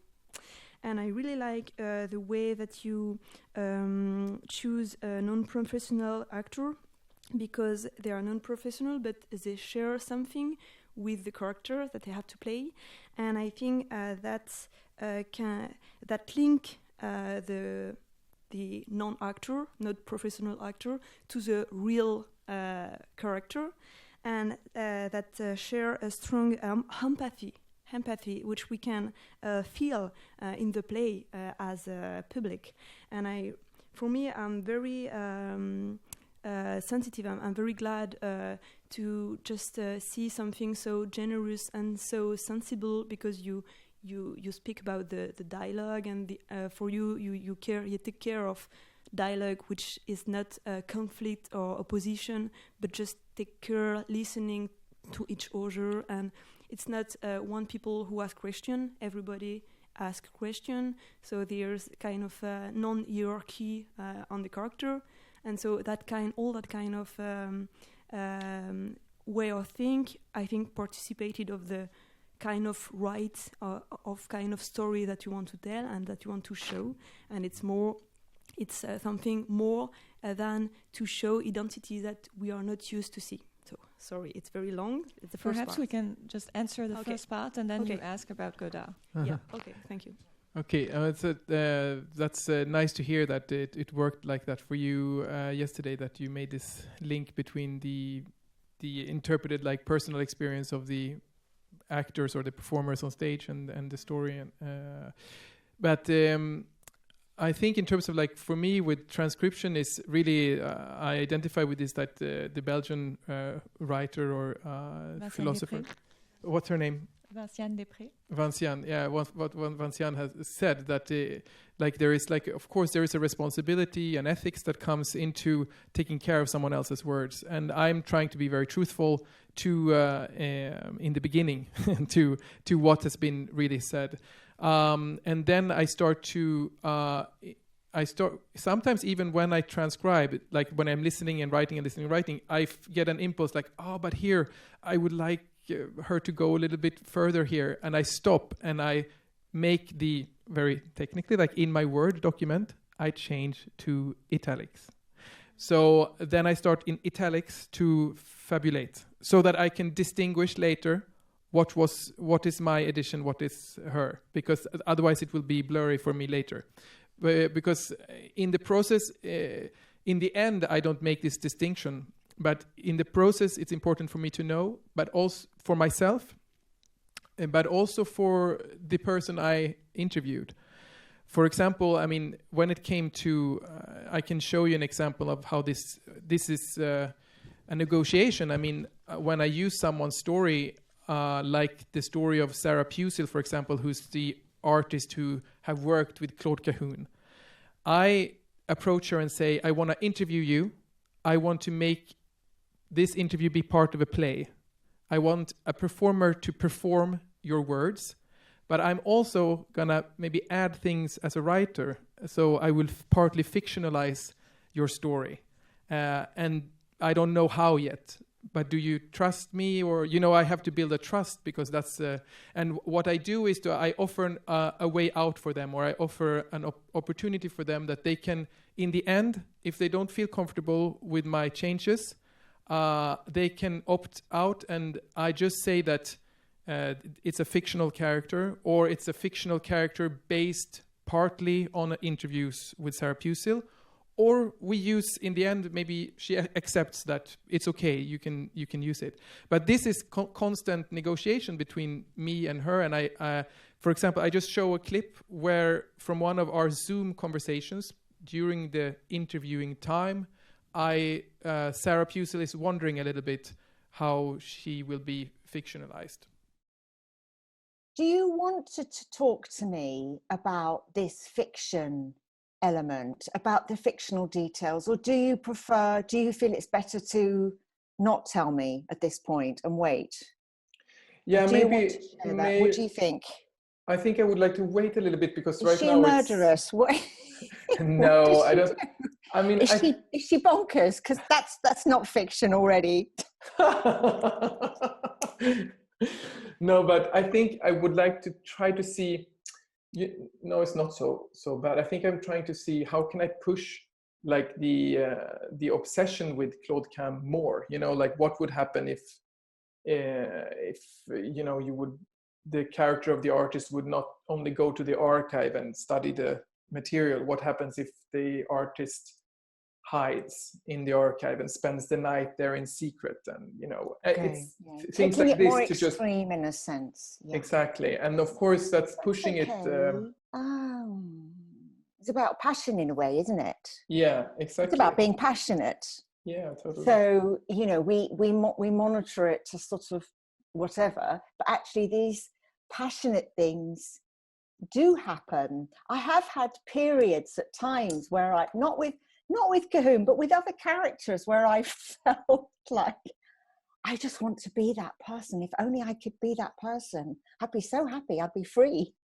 What persons could that be? Okay, I'll tell you what they are. It's totally bonkers. But it's a very strong feeling of just like. I'll just show you. So in the negotiations with the original person, like this is an example of. I tried to explain that I want to push things maybe a little bit more extreme. And in this case, I think Sarah was very open. She was herself an artist. I think she she could understand that there could be room for some experimentation and some pushing. And here, even when we negotiate, something else can come. Now she starts to talk about how she feels passionate about impersonating other people. So all of a sudden it becomes like a new interview where it could add things to the material. So this negotiation about the ethics of how to interpret someone else can also all of a sudden generate new material. I would like to say another example that is maybe, it's of how this negotiation can happen. It's one of the characters in Regretters, or in Orlando, who is in the red suit to the right. He made his transition into being a woman in 1967. It was one of the first cases of gender transitions in Sweden. And his doctors advised him not to tell anyone that he had actually been born a man, and to continue his life now as if he had always been a woman. So when he, after the operations a few months after, met a man and fell in love and started a relationship, and he didn't say anything.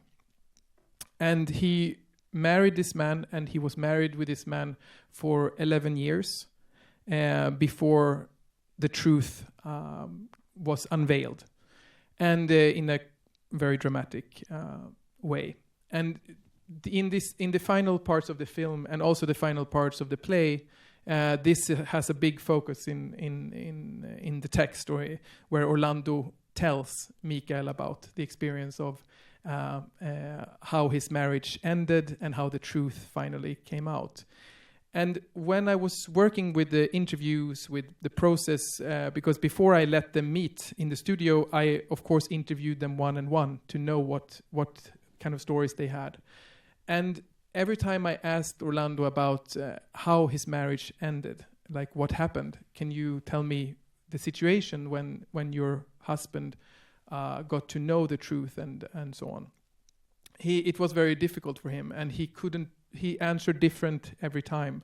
So I felt that it was a traumatic experience, and he couldn't really formulate, maybe he had suppressed the memory, or he couldn't really formulate like one scene where this was happened. And I needed this to be a scene for the comprehension and for the efficiency of the play, or even of the film. So I said, do you mind if I write this scene for you based on the different things that you've told me? And so he said yes, and I wrote something. And he read it during the process. Like, I wrote an afternoon where the secret was unveiled and what happened. And he said, when he read it, he said, yeah, it could have been like that. So he kind of accepted it, and then he interprets that text into the film. And many years later, after the film was released, Orlando was invited as a guest on a big TV show in Sweden, and I watched the program. And the TV host asks him the same question I had been asking him, like, what happened with your marriage? How was the secret unveiled? When did your husband find out that you were not actually a real woman, you had been born a man, and so on, and what consequences it had? And I heard him in the TV basically use my story as the way I had written it, as if it was his own.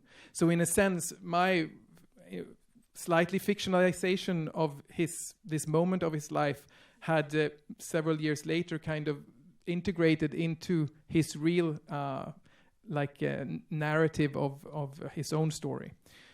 So I just say those two examples to show you a little bit how this can work. Thank you so much. I mean, it's I think the way that you do it, it's really show us as how fiction is a part of the reality. All the time we are in fiction, and for example in Orlando and Mikael, when they are showing some archive photography during the play, they are like, oh, you seem really like a woman, nobody can trust that you be a man, and so you seem real, you seem very truth as a woman, and the question of integrity, sincerity, like to play and to be a very good character, like it's very interesting too, because it's about gender transition, but we play a character even if you don't do a changing character. So I'm going to do a transition for the second question. So it's about Godard, and when the movie is Vivre sa vie, and I am going to switch in France. And le passage, c'est Nana Nana et le philosophe. Le titre, c'est Nana fait de la philosophie sans le savoir. Bon, dans ce passage, Nana dit mais pourquoi est-ce qu'il faut toujours parler? Et elle dit parce que plus on parle et plus les mots ne veulent rien dire. Et elle dit est-ce que les mots nous trahissent? Et elle dit aussi mais l'art de parler, c'est mortel. Et alors je m'arrête juste là. L'art de parler, c'est mortel. Je trouve ça très intéressant parce que les acteurs qui savent parler, peut-être tuent quelque chose. Et c'est pour ça que moi j'ai pensé à Godard et de ce passage, parce que l'art de parler, c'est mortel. Et là, vous nous faites voir des personnes qui ne savent pas parler, mais qui du coup rendent le discours vivant. C'est le premier point. Ensuite, elle dit... il parle beaucoup, c'est magnifique, je vous invite à voir ce film et ce passage. Mais je me souviens qu'elle dit, le philosophe lui répond, on ne peut bien parler que lorsque l'on regarde la vie avec détachement. Et donc ce rapport de mettre une distance qui nous permet de mieux dire, aussi ce travail que vous faites avec, comme disait Barbara, la bonne distance, peut-être c'est là la manière de mieux dire, plutôt que de se taire, parce que Nana aimerait se taire et vivre en silence, mais bon, il faut bien parler. Ah yeah, sorry. Yeah, Nana want to just stop speaking, but the philosophers say maybe we can speak well when we take some distance with life. And so after, Nana say, yeah, but when you speak, you risk to mentir. You risk speak is a risk to lie. Parler, c'est risquer de mentir. And the philosopher answer, yeah, because the lie is a way to the research. So oui, parce que le mensonge, c'est un moyen de la recherche. Le mensonge, c'est un moyen de la recherche.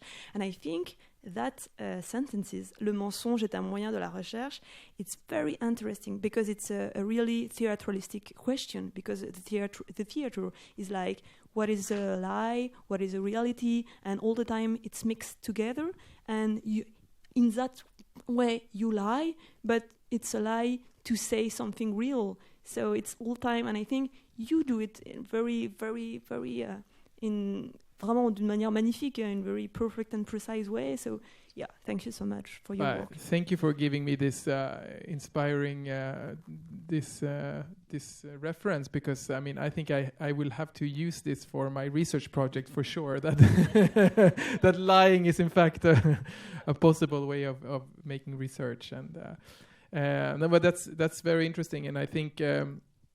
Because of course, it's when I started out as a journalist to have made this trajectory into a profession that deals in a sense with fiction, like theater specifically does. Obviously, it hasn't always been easy for me, because I feel that the lying part has been, or the manipulating part has been kind of. I haven't always been proud of that. I want things to be like exactly like it is, or it's and I feel like sometimes I get questioned also, like, why do you need to lie, why do you need to add, and so on. So maybe this can be an interesting way of thinking about it in a philosophical way, actually, like, and not in a ethical way in terms of I don't know, ethics around documentary journalistic practices or something like that, like how to treat sources, but actually approaching it from the realms of philosophy rather. Super interesting. I would like to discuss that more, and I would definitely see the Godard film. Il y a 3 films à voir. Hein. Ah oui, c'est un corpus de 3 films, puisqu'il y a Vivre sa vie, masculin, féminin, et 2 ou 3 choses que je sais d'elle, où vraiment le travail à l'oreillette est au cœur du travail de Godard à ce moment-là. Ouais. Ouais, super. I will watch them all. Merci Célia. D'autres questions? Merci beaucoup. C'est un peu en lien avec les remarques précédentes, donc j'en profite. Je voulais juste savoir, parce que vous parlez beaucoup de manipulation et de négociation dans l'introduction de la fiction dans la réalité, mais est-ce qu'il y a pas aussi est-ce que vous posez la question aussi du consentement et de la possibilité d'avoir quelque chose d'assez voyeuriste aussi dans cette exposition de la réalité, avec aussi cette forme du théâtre clinique, un peu d'observation clinique des choses, et est-ce que ça vous paraît délicat, et en particulier dans les questions de genre qui sont très sensibles en ce moment? Est-ce que vous y réfléchissez aussi? If I understood it right, I mean, I think that voyeurism is part of, I mean, a lot of artists practice, but especially, I mean, I feel very like somehow I feel like a voyeur in a sense, like when I do my like practice of sorting through newspaper clips, trying to see and also making art the excuse for posing questions to people, to have art as an excuse for being curious and to ask the questions that maybe you wouldn't otherwise dare to ask other people. So in a sense, of course, I think there is voyeurism here, and I think in the I haven't really thought so much about, but that's right. Of course, I mean there is voyeurism in terms of like the disposition, like you are in the clinical way that the scenography is presented, and maybe the connection also to the anatomic theater and. I just didn't make the connection between that and the voyeurism that could be connected to the tabloid stories and these kind of things. It's interesting, I think. But I think voyeurism is interesting, I think. But of course, in the right packaging, and maybe this is a way of packaging it, not with the big, colorful headlines, not with the big. Not with screaming out loud like what the tabloid press is doing, but doing something much more delicate in try to explore that, the realm of of voyeurism.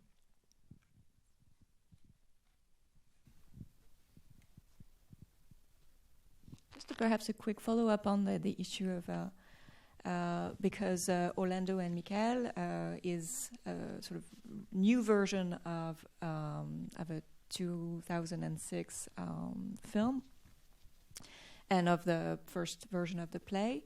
And throughout the time, between 2006 and today, perceptions of gender issues and trans identity have evolved massively. And also between the generations of Orlando in the 60s, Michael in the 1990s, and the years 2000s, and now 2000. Sorry, these perceptions of issues have changed a lot. And of course, today transgender figures are much more prominent in our culture, even in mainstream culture. Recently, how did you negotiate with that evolving story and that context in the creation of this new version of the play? I mean, for what, that's really true. I mean, for me, I think I thought it was interesting to return to the material and look at it now, like almost 15 years later. Because as you say, so much has happened when it comes to gender identity and the way we are speaking about it. And of course, it posed some questions to how do we frame this conversation, because it is a conversation that happened in 2006 between already two men who represents generations even earlier. So it's a kind of window into the past. And how we used to talk about gender and I. So this was important, I think, to really frame that, and that's very clearly stated in the beginning of the play, that this conversation is based on a conversation that happened in 2006. So we have also kept all the terminology that they originally had, some of it being not very politically correct in today's culture, like how we are speaking about these issues. And for example, I think it's interesting to see also how much language has changed. For example, like the term non-binary, that it didn't exist in 2006. So Orlando, for example, when he describes himself as identifying somewhere between the two sexes, like he's not a man, not a woman, he's something in between or both at the same time. He maybe if he would have been alive today, he would have identified as non-binary, but this option wasn't existing for him. So he's kind of trapped in the language of his time, and that is, I think, it's interesting, and hopefully this conversation from the past can inform us about our recent history. And connected to that, I had a curiosity question. Are you familiar with the work of Sebastian Lifshitz? Not only his film, but also his photograph collections and his work on the history of the transgender community, and his films Bambi and recently Petite Fille, who had a huge audience when it was broadcast on Arte. So is that a work that you are connecting with, or It's something I learned about his work now, actually, recently, after I moved to France. So I wasn't aware of his work back then, and I haven't really followed his work before. But yeah, surely I need to see Bambi for sure.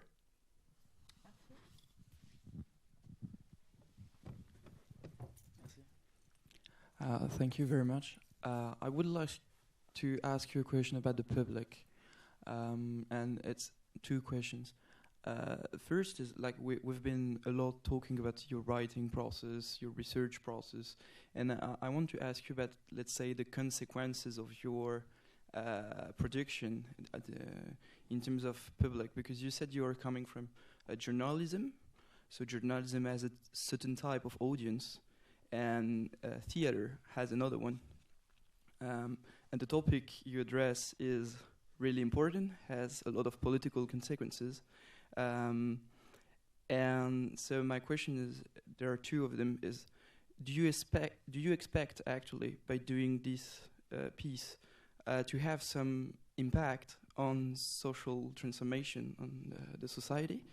And do you think the theater form is the right one, considering your expectations?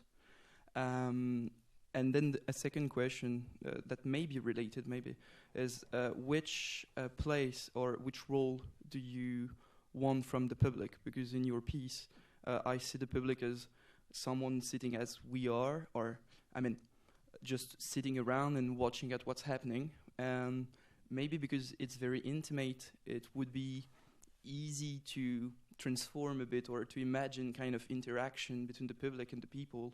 But I imagine it's pretty hard because of the process of writing and like not transforming possible answers from the characters.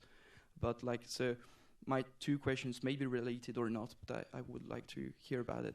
But if the first question there about the expectations of how the theater work is being perceived, possibly politically or not, but is that concerning like theater work in general, or you mean Orlando and Michael in specific, or no?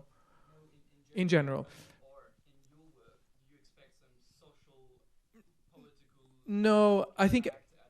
No, I think I don't identify as an artist like an activist artist or a political artist. I think I'm someone who's more interested in like existential issues, philosophical issues, something that has to do with things on a more personal level. But of course, the theme of identity and who we are, even though my way of approaching it is much more on the personal level, like searching of understanding who we are and so on. But of course, identity is also a political issue in terms of how we are who we are allowed to be in society.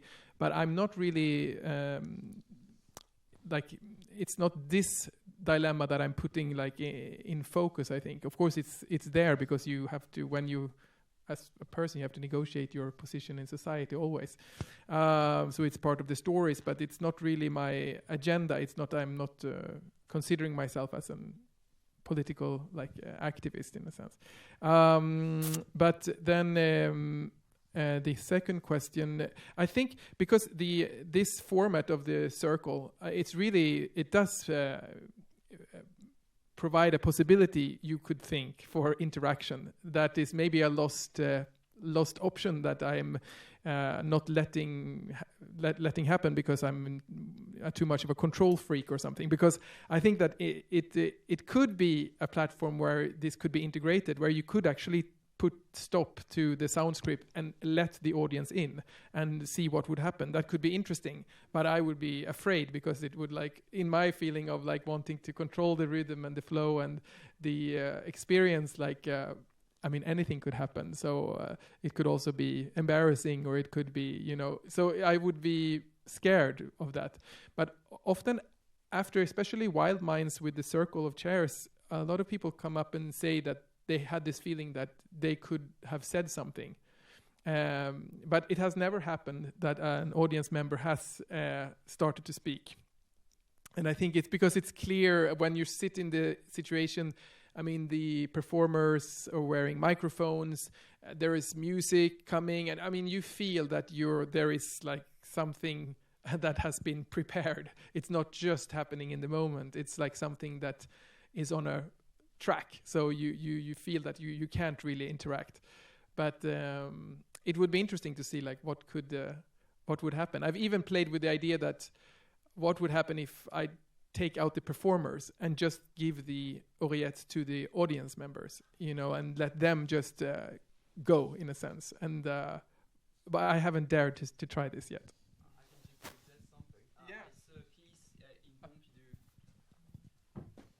Thank you. I saw a piece in Pompidou not so long ago, and actually there were no actors in. Like, we were the actors, and they gave us some text in like a letter something, and so there was a voice like asking questions, and some people were helping us like to find that we have the right text at the right moment. But I saw this play. It was Rimini Protocol. Yeah, Rimini Protocol, exactly. And I think exactly, that Rimini Protocol could be very interesting in the way you do something. Yeah, this was an interesting piece for sure, where there was no actors and the audience, they had to come up. And I think they even used the oreillette. Yeah, completely. À ce propos, donc, on aura une rencontre sacre avec Stéphane Caegui de Rimini Protocol le 3 février. Une rencontre qui se passera, on ne sait pas encore où, mais voilà, donc je rebondis sur cette référence. Encore des questions?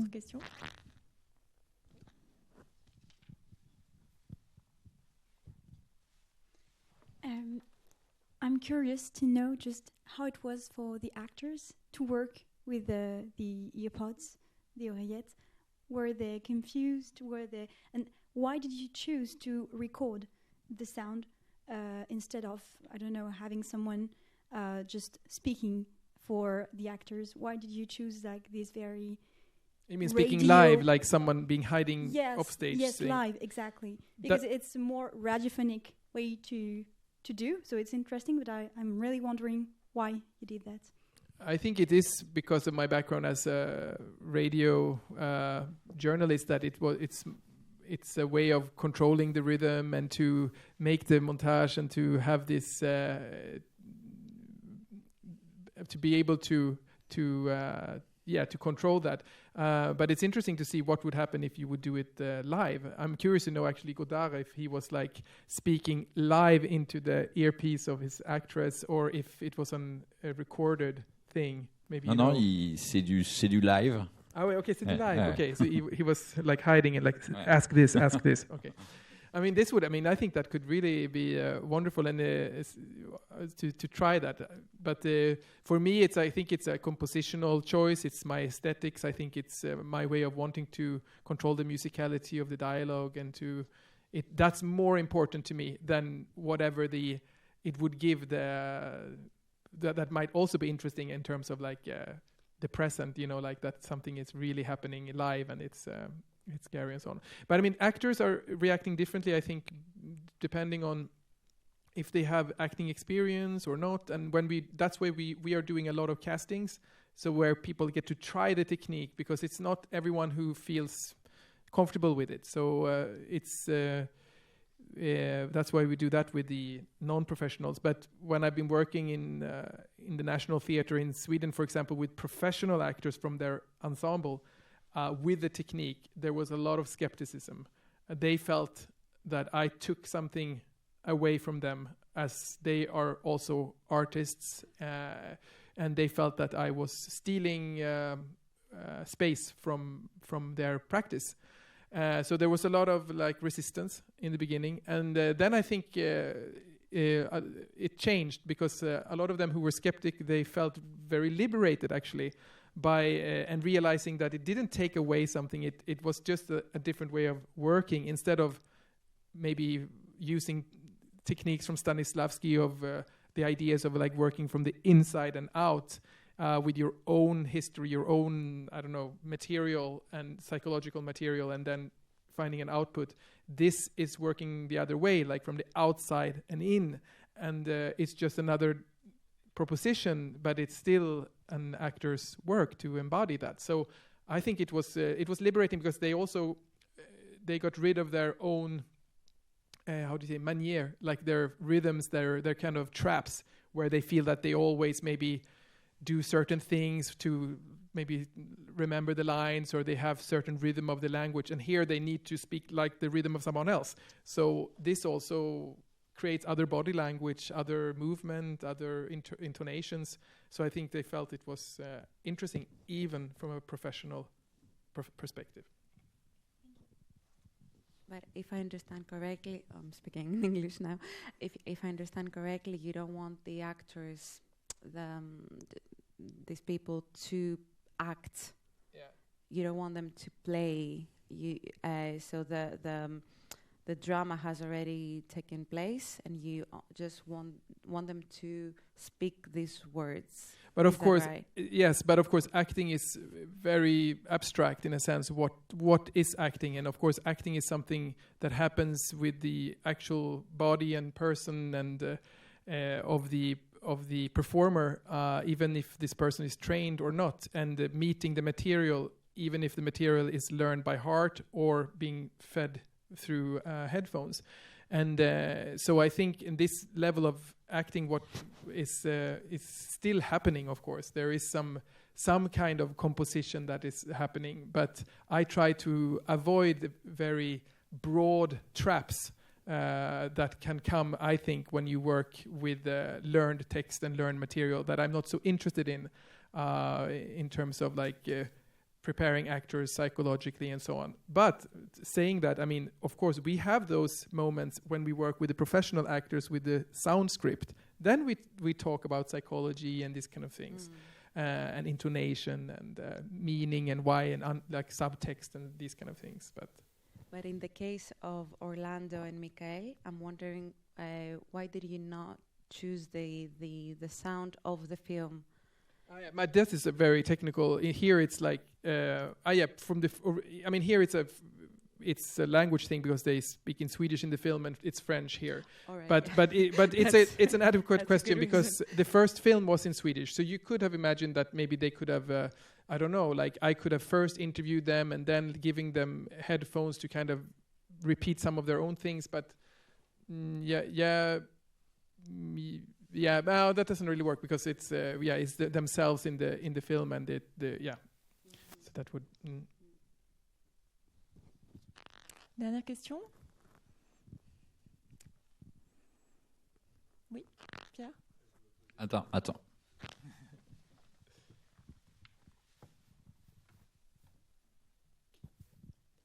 Je vais pas avoir le courage de le faire en anglais. Je me posais la question, est-ce que vous avez essayé de documenter le vécu des acteurs justement autour de cette forme précise, et justement est-ce que vous avez essayé de récolter leur témoignage sur ce que ça fait d'être à la fois aussi dirigé de manière aussi forte et à la fois de la résonance qu'il peut y avoir avec leur propre histoire, parce que c'est quelque chose qui revient souvent dans le disque. I mean, in general, you mean en général, in the practice, or Orlando Mikael in specific? In general, yeah, because I think I haven't, in terms of research, it would be an interesting thing to do, to really ask both the like professional and non-professional actors, how is it to use this technique? What does it give for them? And there has been some, in England, for example, the technique has been used for maybe 15, 20 years by several theater companies. And there I know that there has been a lot of like academic writing also about like how it is to interpret someone else's voice and how does it change the practice of acting and so on. Perhaps not, if I understand correctly, perhaps not just the technique, but also to play a character that is close to them in a way that has common points with them.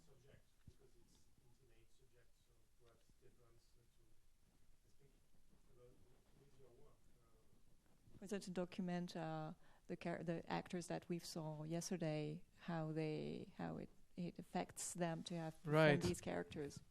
I mean, I haven't done that in a way that would be kind of make it part of my research or something like that. But for example, when we were doing the Orlando Mikael, as we are working with two performers on stage that have not this experience of regretting the transition, but having either experience of transitioning or having a experience of living a life like as a queer person, like in an androgynous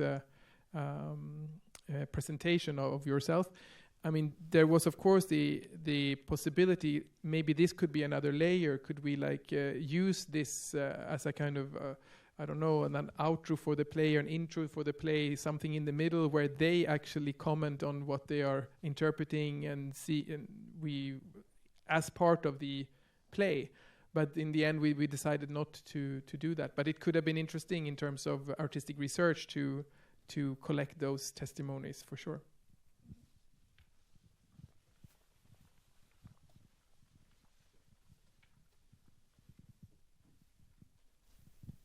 Yeah, I just want to. I don't know if you know her, but there are a French filmmaker which name is Céline Sciamma, and she is as the same as you. She's not focused on the emotional situation of an actor.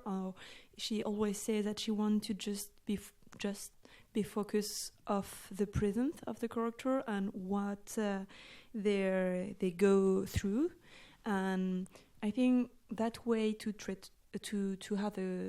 create a character is very interesting, because that lets the character be more free to just be and not to be like a kind of caricature of what they think they have to be if they come from that situation or if they are.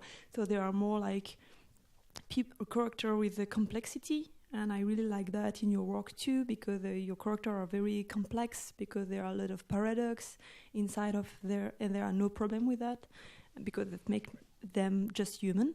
And I really like the way that you play with as Céline in another way.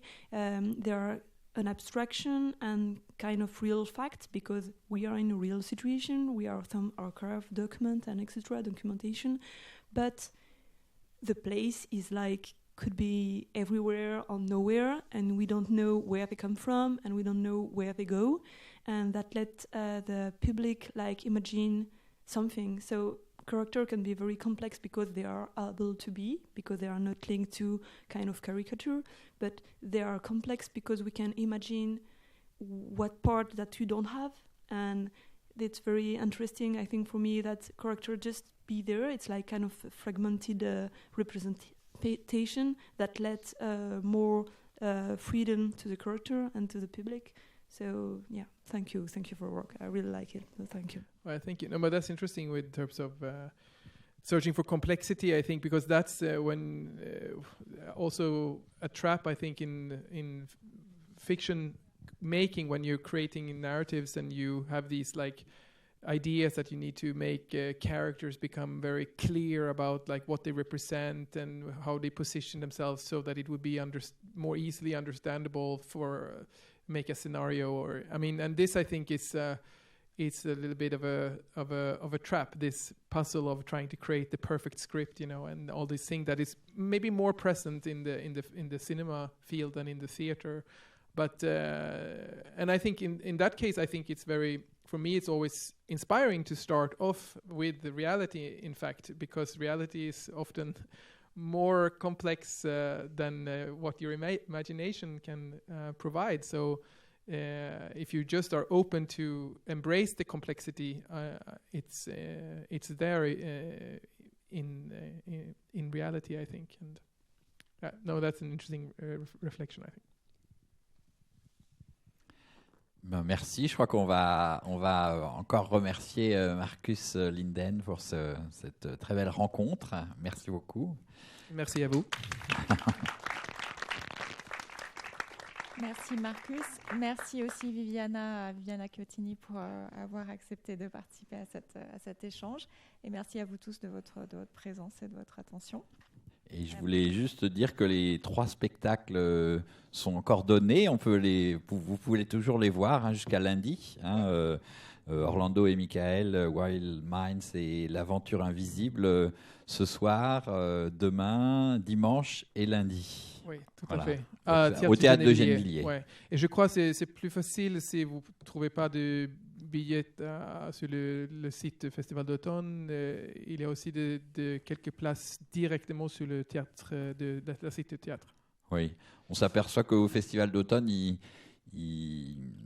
dit souvent qu'il n'y a plus de place sur le site, alors qu'en fait, il reste des places. Donc, voilà, je vous engage à aller au Théâtre de Gennevilliers.